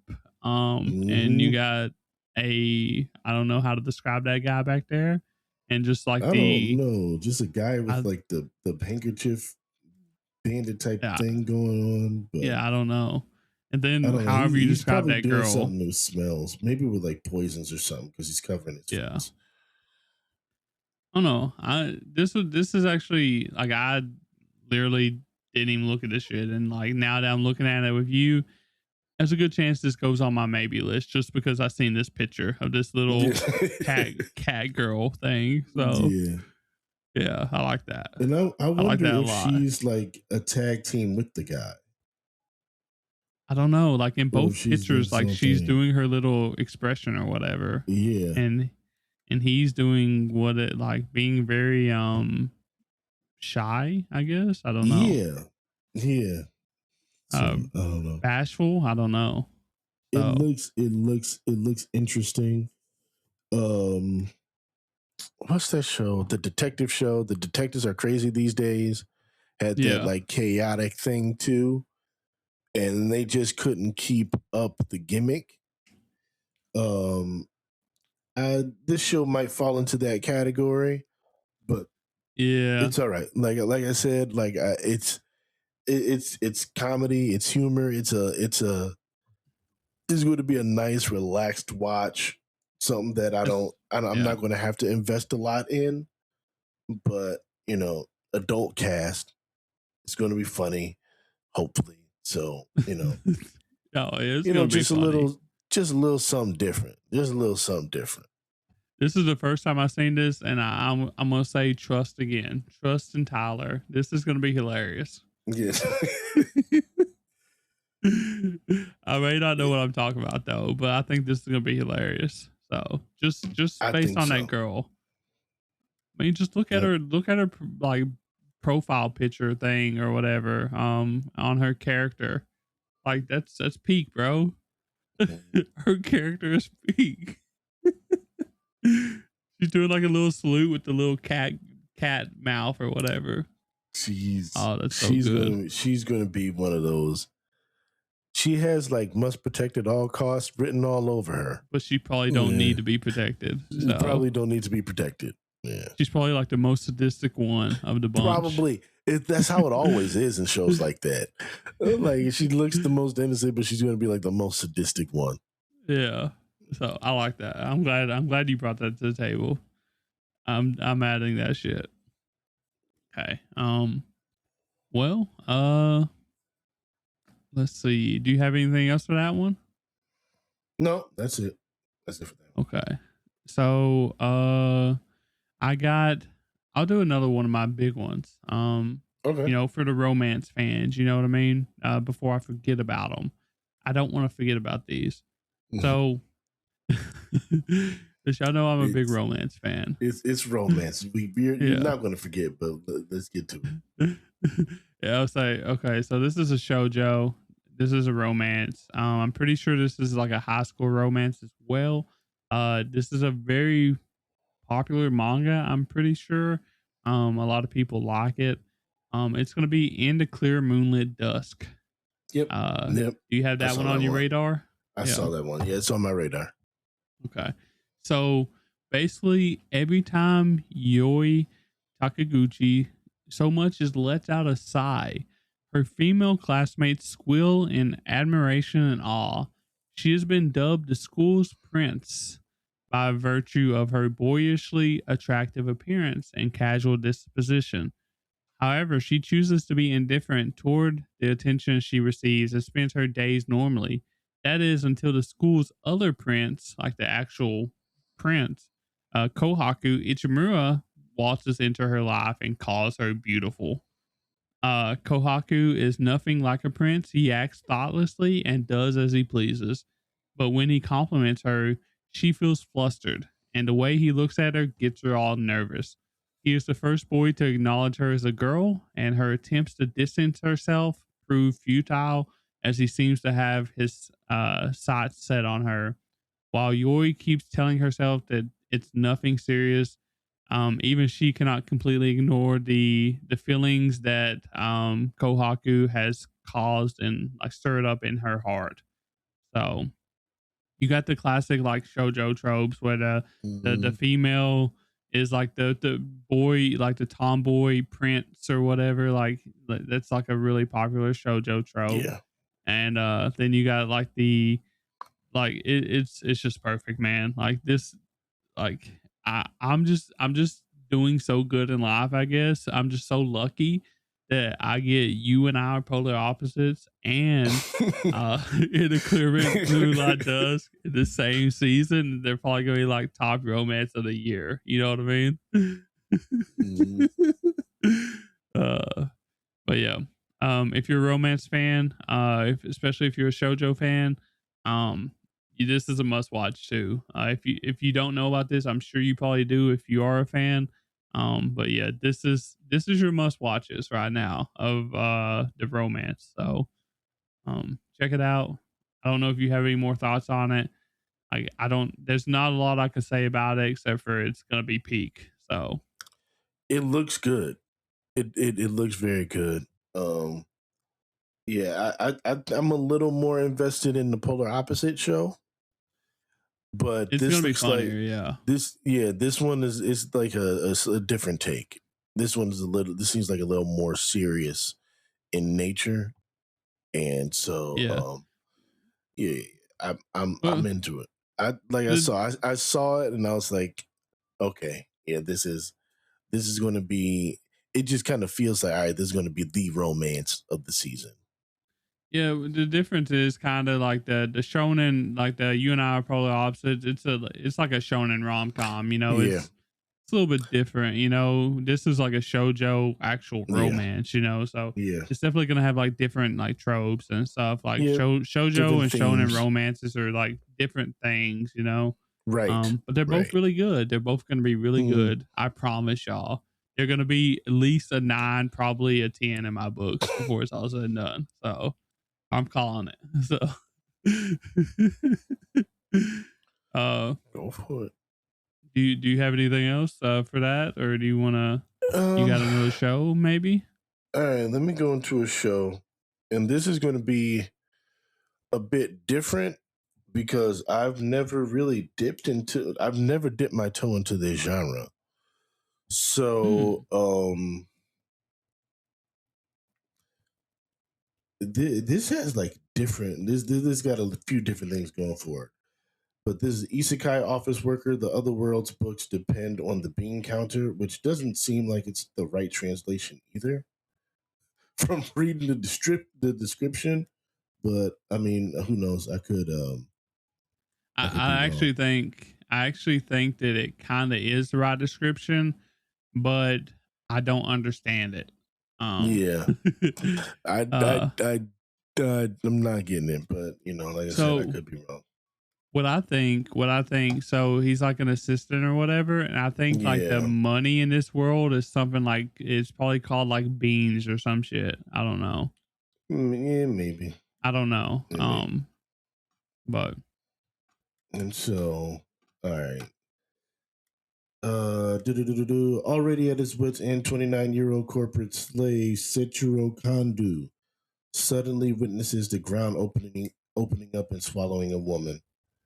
I mean, that's Isekai for you. It's not Truck Coon, but the ground opens up and swallows people. So, amid his efforts to save her, the two are transported to another world. He soon learns that the people in this world summon the saints to save their kingdom from a plague. As compensation for dragging Kandu into the mess, the kingdom assures him they will provide him with a comfortable life and fulfill any of his desires. Excuse me. To everyone's surprise, Kandu asks for a job, which is not something I would do. After successfully after successfully becoming an accountant at the royal palace, Kandu devotes himself to his new post. His accurate and thorough work catches the attention of various high-ranking officials and knights, especially Eris Indolark, the cold-hearted knight captain. As Kandu adjusts to his new exhausting and dangerous environment, he begins to find solace in the company of Eris, whose icy demeanor may just be a facade. So, I've never dipped my toe into the boy love type thing. So that's kind of why this made it on the list for me. And so I'm like, yeah, all right, I'm trying to be a better human being. Let me expand my horizons a bit. So you got the isekai thing going, which I don't really think it's probably going to be another one of those things that isekai really didn't need to be, didn't really need to be needed in this, but we'll see. But like I said, the most important thing to me here is the boy love thing, and so I'll see how this turns out. He's everything else is just kind of like You know, it feels kind of like run of the mill isekai ish, but you know, let's. I just want to see the boy love thing, how that plays out, and Yeah. you know, Um, dip you my know, toe into it. the thing is like, you know, if so there's so much isekai slop, right? Usually. Yeah, So if you're gonna watch an isekai, you might as well watch one that's different than usual. And yeah, this is way different than usual because like this is a boy's love. This is like a I guess a romance. I guess, and since it's a boy's love, it's got to be like a romance themed. So like mm, you don't get a lot of the times you don't get like those and it's an adult cast too, which is another yes, plus. So you yeah, don't get like these isekais like going to the other world. Usually you get like the hero or whatever, but he chooses not to be a hero. He chooses to like be an accountant or whatever, but mm-hmm. it's about them falling in love apparently. Like this Right, hard cold night or whatever. I'm assuming it's the love interest, and like yes, that's gonna be an yes, interesting story, like him getting them to open up, you know, or whatever. So I I definitely have this is on my maybe, like at the top of my maybe list, because I was like, you know, it's an mm, isekai, but it's also a romance. yes.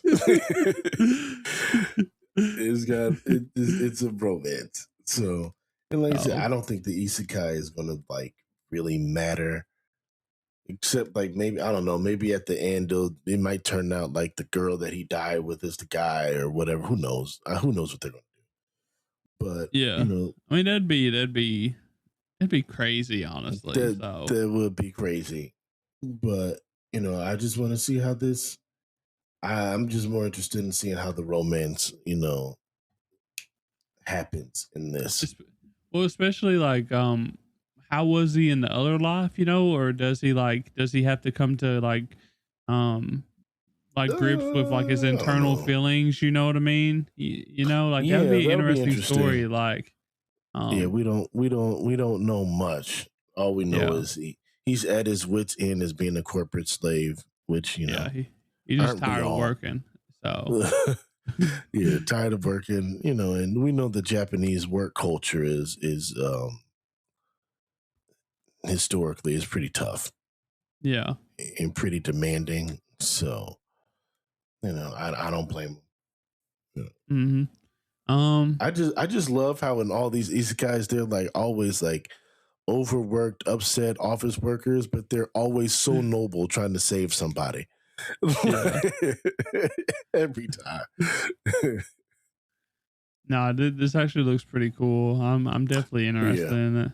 Even though it is a isekai, I'm interested in it. So, Yeah, like you said, it's doing something different. And that's the thing. It's like if you're gonna be an isekai, if you're gonna in this heavy slosh of isekais that we get, do something a little different to stand out, to make me go, oh, okay, that's a little different. Let me yeah. give this one a shot over this. I mean, that's the way I look at it. If I'm gonna watch some average bullshit, it's got to be at least different, you know. So Yeah. it's got to make me. It's just got to be different. But so my next one, I've only got a couple left. I don't know how many more you got left, but I'm down to my all my watches almost. So, Okay. um, I mean, I got some maybes left, but I'm definitely almost done with all my must watches or the ones I'm gonna definitely watch. So the next one I got is actually Timon's B side. Have you heard of Yeah. that one? Yeah. Yeah. Okay, Yeah. That was so on my list. okay, That was on so my list. if you know me, I'm a fan of idols, you know, and this is an idol show, but it's also a rom com apparently based on the tags or whatever, and it's a shoujo, which makes it even better. It's done by JC Staff, which is, you know, it could be pretty good or it could be One Mm. Punch Man. I don't know. They could go in either direction. But I mean, the I trailer mean, looks pretty good though. yeah, So the trailer looks a lot better than anything they've done in season 3 of One Punch Man. So maybe all the that I've budget went to seen. this. So I Yeah. would be fine with that. Um, so basically, this idol group called Face. I'm not gonna try to pronounce what their actual name is, but it's like F/Ace Face. Has recently risen in popularity, all thanks to Tamon Fukuhara, its handsome, wild, and talented leader. 17-year-old Utage Kinoshita is one of the vocal fans who greatly admires the idol band. As her life revolves around worshiping Tamon, Utagi works at a house cleaning company to earn money and continue supporting him. When her coworker gets sick, she is actually assigned a new client with the same name as Tamon. She believes it's merely a coincidence until she comes face to face with the real idol.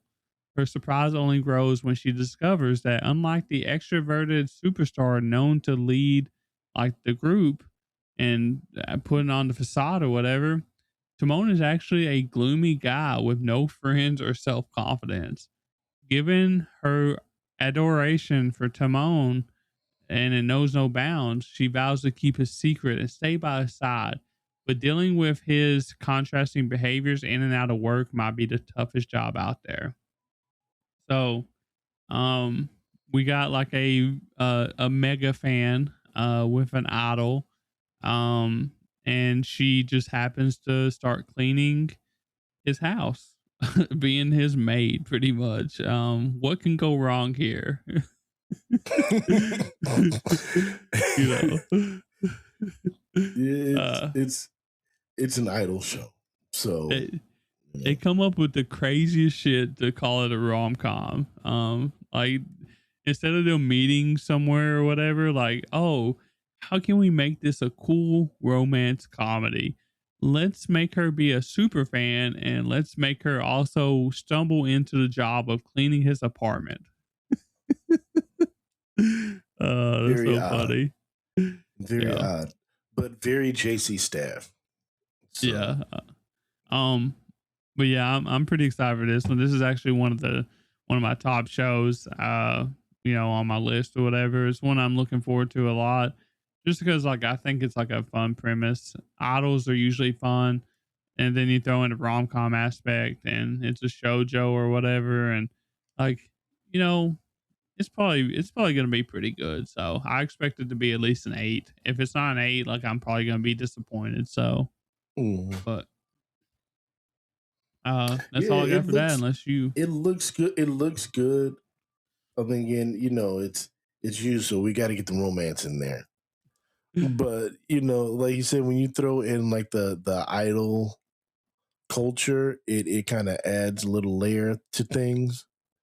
Having the super fan go into it, it's interesting.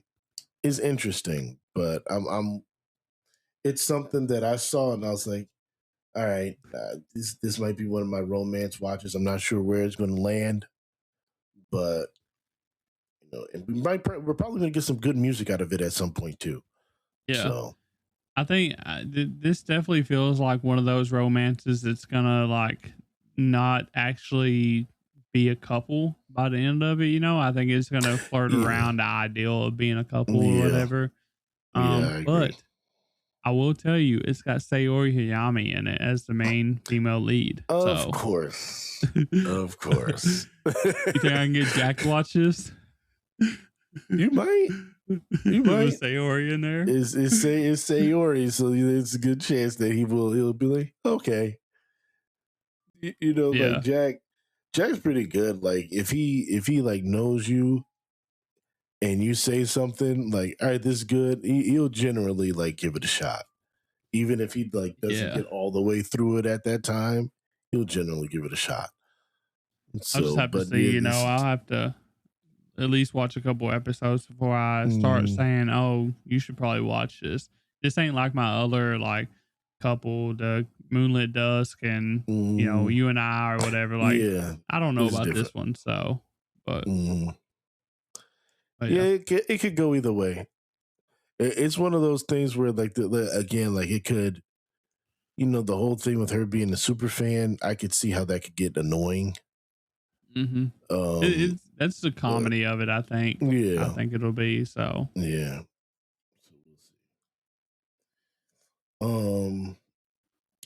I'm going to mention this one for Edwin because I know he liked season 1 of this show, and we're getting season 2. So I'll throw this one out there for him. 'Tis time for Torture Princess season 2. So I know I he was actually really thinking about enjoyed that that one when one. you was talking about the torture thing earlier. Mm-hmm. I was like, we got Yeah. another torture show. We got another torture show. So yeah, I know just mostly because I recently re-listened to our was it our top shows from last year or whatever, and whatever I was listening to something that we did for research purposes, and he was really praising season 1 of this show and enjoying it. And Heard it so was when I really saw funny. yeah, he really enjoyed it. And so when I saw that season 2 was on here, I was like, I haven't even seen season 1 yet, but you know, I know that if Edwin was here, this would definitely be one that he would want mentioned. So I'm gonna mention it out of respect for him. Hell yeah. You want me to go next? You got another one, or you want me to go ahead and go? You know what? I'll throw one more quick one out there because this is a show that I'm definitely not going to watch. But I like you started out like that. At least you're honest. I'm definitely not going to watch it, but it might be. I get a feeling that Jack may start if he hasn't already started. Because I'm not sure. It might be starting already. Some do. Some start early. Yeah. Yeah, but this is one that I think Jack may watch just because it has elves and it's the Kanagawa elf. Oh yeah, I know what you're talking about now. It's like at the bottom of the list or whatever. Yeah. Yeah. 2 years ago, elves who lived in the hidden forest lost their home due to a forest fire, and now they are living in the Kanagawa prefecture. This story, however, focuses on a human who becomes the roommate of an elf living in an apartment. So I'm just interested to. I'm pretty sure that Jack will watch this show because he loves elves, and um, he what was that? The Taku elf. Mm-hmm. About the elf that was living alone in the apartment and everything. And I'm like, it does not look good to me or appealing to me, but it's something that might appeal to Jack. So I'm like, you know, I out of respect for Jack, I have to throw it out there. So also this is apparently, according to Mal, this is actually a short. The episodes are 4 minutes long. So okay. Well, you know what? I'm sure Jack will watch the short. I'm sure he'll watch the short. It doesn't say anything about romance, but it kind of feels romantic. Yeah, it kind of feels like, yeah. I don't know. I have no. Well, that's probably why it's at the bottom of the list because it's like 4 minutes. There's literally only 2 humans in this picture. Everybody else is elves. So it's pretty interesting. I don't know. It's a short, and you know, I don't know. Maybe I might actually check that out if it's actually on like streaming. It probably won't be though. It's probably one of those things you'll have to sell or whatever. But yeah, you'll probably have to. It don't look the best, but like no, you know, not at all. Not at all. But it's 4 minutes long. It's probably 4 minutes long and probably only like 5 episodes. So you know, yeah. There doesn't look like there's much going on with it, but wait, is it like a YouTube page? I'm not sure. I don't see anything. What's the source is from MU. I don't even know what that is. Yeah, so. I have no idea what it is. Maybe I'm we sure will watch it if we can't find it. I don't know. We'll look into it probably. Yeah, we'll find. We'll look into it. Jack will hear this probably, and he'll probably look into it too. He'll so look into it. He'll find it if it's findable. If it's findable. Yeah. Okay. It's elves, so Jack, exactly. he might be into it. I'm gonna do my last must watch, and then we'll go from there. I don't know how many more you got, but I definitely got some other like maybes. So I definitely got more stuff to talk about. If you have a few more to talk about, I don't know. So this is definitely my last must watch. So I don't. Do I have any more must watches? I don't have any more must watches, but I have some, maybes. Okay. So go ahead with your must watch. So my next one is gonna be y'all won't never guess it. Another romance. Another shoujo romance, by the way. And it's a it has like cross dressing in it, so it's a little bit different. I saw that one. So this is gonna be Hana-Kimi. And a lot of people is gonna know, like, if you're fans of like this, like shoujos or whatever, right? You're obviously probably gonna know this name because like it's like it's like an older manga or whatever that's been adapted like into live actions. It's like successful live actions actually. And like it's crazy that it finally is getting a anime adaptation like way after the live actions or whatever. So but if you're not sure what it is, basically after seeing Azumi Sano at a high jump competition, Mizuki Ashiya became completely enamored by him, even moving. She even moves from the United States all the way to Japan and enrolls in the same high school as him. However, Sano's academy is an all boys school. Due to her bright personality, Mizuki quickly befriends her class without drawing suspicion to her gender. To her surprise, she ends up being not only Sano's classmate, but also his roommate. Though she is now able to admire Sano in close proximity, she learns that Sano has quit high jumping and refuses to pick up sports ever again for unknown reasons. Moreover, the Academy's doctor might be onto her facade. So now Mizuki has to find a way to reignite his passions without revealing her secret. So yeah. Um First off, she's a stalker. She goes from the United States to Japan and then pretends to be a boy. Also she can I guess be close to her prey. I don't know how to describe it, but it's gonna be a fun time. Like this is definitely like that old school shoujo romance. Kind of like I love this type of stuff. So there's not a whole lot more I can say about it except for like I love it, and it's not gonna be for everyone, but it's for me. So is that it's just me.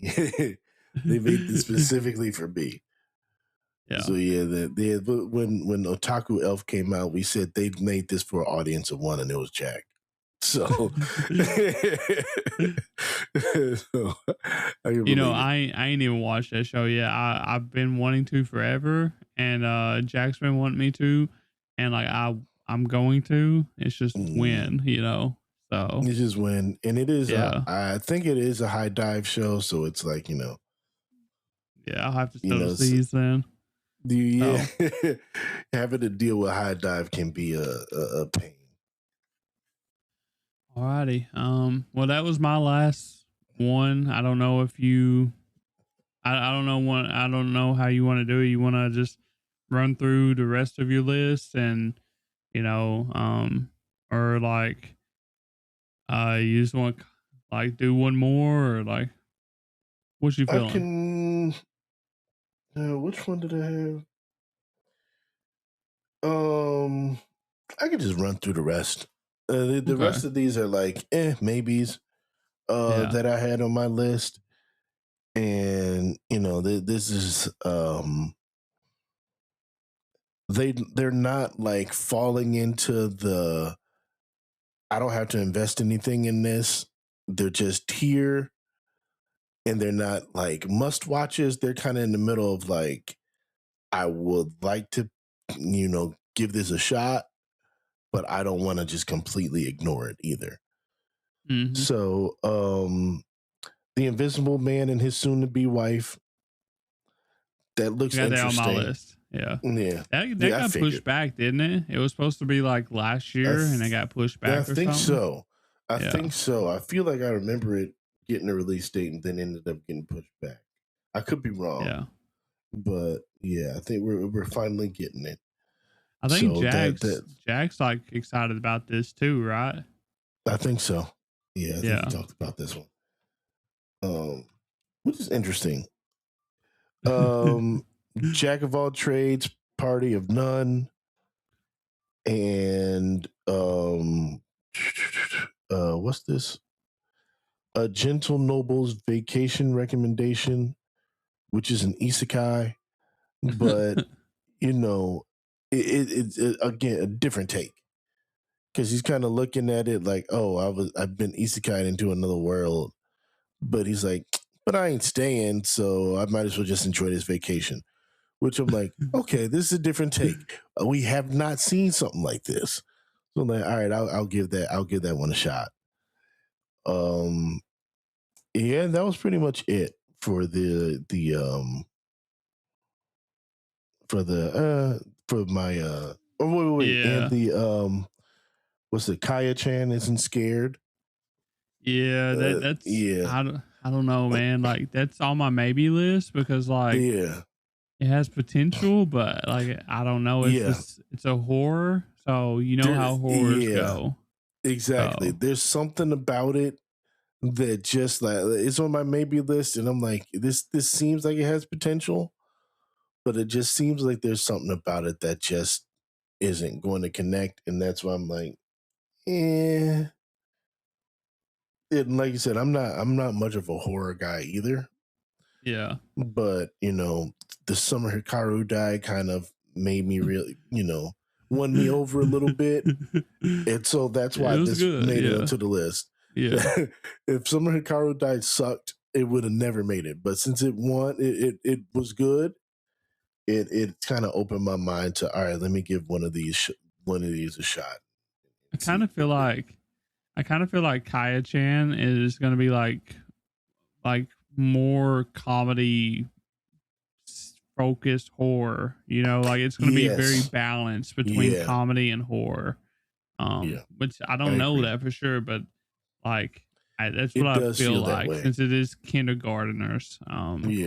You would think that it wouldn't be like full blown, I don't know though. No, I agree. Anime is anime, so you never know with anime. But it does feel like it's going to lean a little more to the comedy. Yeah. I actually got a couple maybes. I got a maybe called Champignon Witch or something like that. I don't know how you say that. Basically like she's cursed, like a cursed witch or whatever, living out like kind of like Monica was. Like she's like the living off on her own, but like she can't, like if she touches people or some shit, or like people can die if she gets around them and touches them or breathes on them or some shit. But she also like everybody hates her kind of. So it's gonna be an interesting watch. And then I got a Daily Life of a Single 29-Year-Old Adventurer, which he like finds a kid in his adventuring thing and like try and raises her. I feel like that's going to be a decent time probably. So yeah, but, like that I saw that one too, but yeah. I was like, I don't know, man, because I watched Clever Test, maybe, and I'm like, I feel it's like if kind I of a watch this yeah, show, I'm going to be disappointed. It's not Clever Test. So I'm yeah, like, probably. I might just leave that one to Edwin. we'll, You'll we'll let us see. know. Yeah. But yeah, that's pretty much all I got. So I think we've done a pretty good job at like looking at all the new shows from the Yep. winter season. I think that if you're an anime watcher, I think you'll probably find a few shows that we talked about. Probably, hopefully, we like helped you figure out what you're gonna watch or whatever. So, um, but with that being said, like, do you have anything that you want to tell the people before we get off here? Do you have any, anything like that? Save up your Anything? time. Save up your time because man, we got a lot coming out in the winter. This is just us covering the new shows. Yeah. That's it. So How many sequels did you have? Like sequels, I 10? have 1, 2, 3, 4, 5, 6, 7, 8, 9.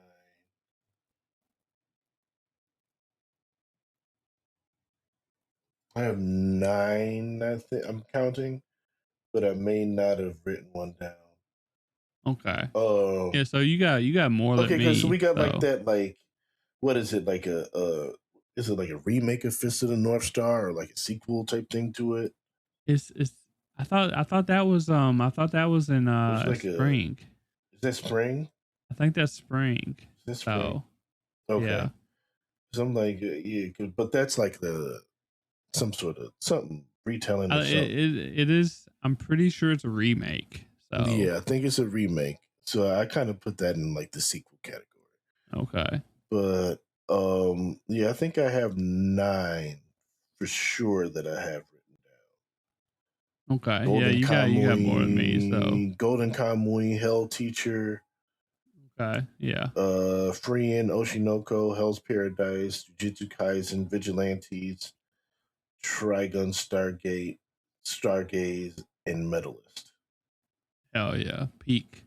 So the only Mm, one that I ain't got on there, which I'm not watching like half of those. But I'm watching like Medalist, My Hero, mm, JJK, Hell's Paradise, and Frieren, of course, and then Oshinoko as well. Like yeah, it's gonna be a great season, bro. So, um, yes. Strong season. do you have anything else to say before we like anything at all? Oh man, thanks for inviting me on again. It's always fun to talk this talk with you, man. And you know, Hell yeah. um, congratulations and happy retirement, John Cena. Oh, that is true. He did That do is that true. tonight. So He you did retire tonight. So you know, John Cena was like my first. Is it good to call him like the first new gen wrestler? I guess would I that be think that's appropriate? fair. I think it's fair. I mean, for like, yeah, Like coming from like Shawn Michaels and all them. Like yeah, I think he was like yeah. He was kind of the next generation type of thing. Because I think of he that, yeah. like those guys were like 90s, Mm-hmm. early 2000s. It was like once those guys kind of retired or kind of went part time, that's when he came along. Yeah. So he kind of ushered in that new wave of stuff. So yeah, I would say Yeah. he's like new He generation. even though I fell off of wrestling, for a while now, obviously, because like I didn't have cable and shit, Mm-hmm. like John Cena was legit the first non like the new gen like wrestler. Like he was my favorite wrestler back then. Like after like Shawn Michaels, like after all my favorites retired, it was John Mm-hmm. Cena. It was Shawn Michaels and John Cena, and then Shawn Michaels retired, and I won't never forget it. I cried like a baby. And then I quit watching. I quit watching wrestling after that. I just I couldn't don't do blame it. you. Couldn't do it no I, more. I I don't blame you. But No, yeah, I had a similar thing. Like, um, yeah, like a good chunk of the John Cena era I missed because I kind of fell off wrestling too at that Mm-hmm. time. Even though I still played the games because I still like love wrestling, I still played the games. I'm like, I have no idea who half these people are. only, only person I know is like Joe Hendry, you know. You kind of have to if you're on social media. Yeah, it's so good. He is good. Yeah. But you know, it was what got me back into it heavily. Like I still like watch like the WrestleManias, and I fast forwarded through the stuff that like I don't know who these people are. But when they came out with like the WWE Network, that kind of got me back into it. Okay. Because I'm like, oh, this is an app. Everything is right here. I could watch it. And so that kind of got me back into it. And John Cena was still there. he was still there on top. And I remember like I think it was like him and was it Daniel Bryan maybe? I know him. Yeah. I know his I name. think it was like him and Daniel Bryan, like in the middle of their feud or like whatever. Yeah. So I'm like, oh, Cena's still around. And then you see him pop up in the movies, and I said, okay, this is the beginning of the end. Once wrestlers start going to the movies, their career is coming to an end. And you know, that's a guy that carried that he carried them through a tough time because, you know, when we were coming up, they were PG-13 and doing all sorts of wild, crazy stuff. And he carried them through the time where they went to PG. And, you know, we're very kid-centric and kid-friendly. And he was kind of the captain of that era. So people that kind of hate the PG wrestling stuff, he kind of carries the brunt of that. But, you know, when you look at the legends of WWE, he's got to be he's up there. He's up there. You know, the guy made the company a lot of money. He made himself a lot of money with merchandise. He's a cultural phenomenon. Everybody knows that you can't see me. Everybody knows like the invisible John Cena stuff. Like he's one of the rare few people, like, you know, when we were coming up, like wrestlers kind of transcended into pop culture all the time.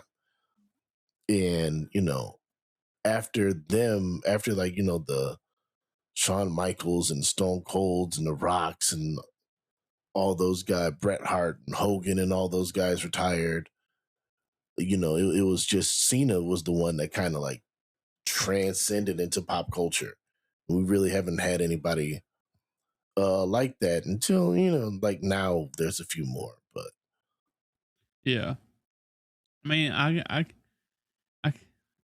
kind of feel like I didn't watch wrestling obviously like lately, but like I see clips all the time, and you know, like I kind of felt bad for John Cena because like I think he needed to like retire like a while back ago because you can tell like his back was in bad shape, like the way he walks and stuff, like he was so like stiff, like props to him for like you can actually tell that his back is screwed up from like being wrestling or whatever, and props to him for still being able to do what he did at that caliber while his back was that hurt where you could literally tell by the way he walks that it was hurting. So but that takes a legend to be doing that shit. So yeah, that stuff is not easy.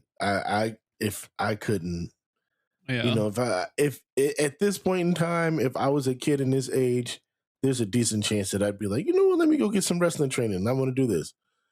But you know, the life that they live, man, I'm too old to do that. Like in the life that they live, it's just, you know, it's like football in that, like, I don't know how Phillip Rivers is going to come back and do this.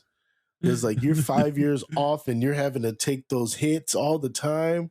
Like it's one thing if you're, you know, getting hit week after week, you kind of build, your body kind of builds up callous or getting used to it. Yeah.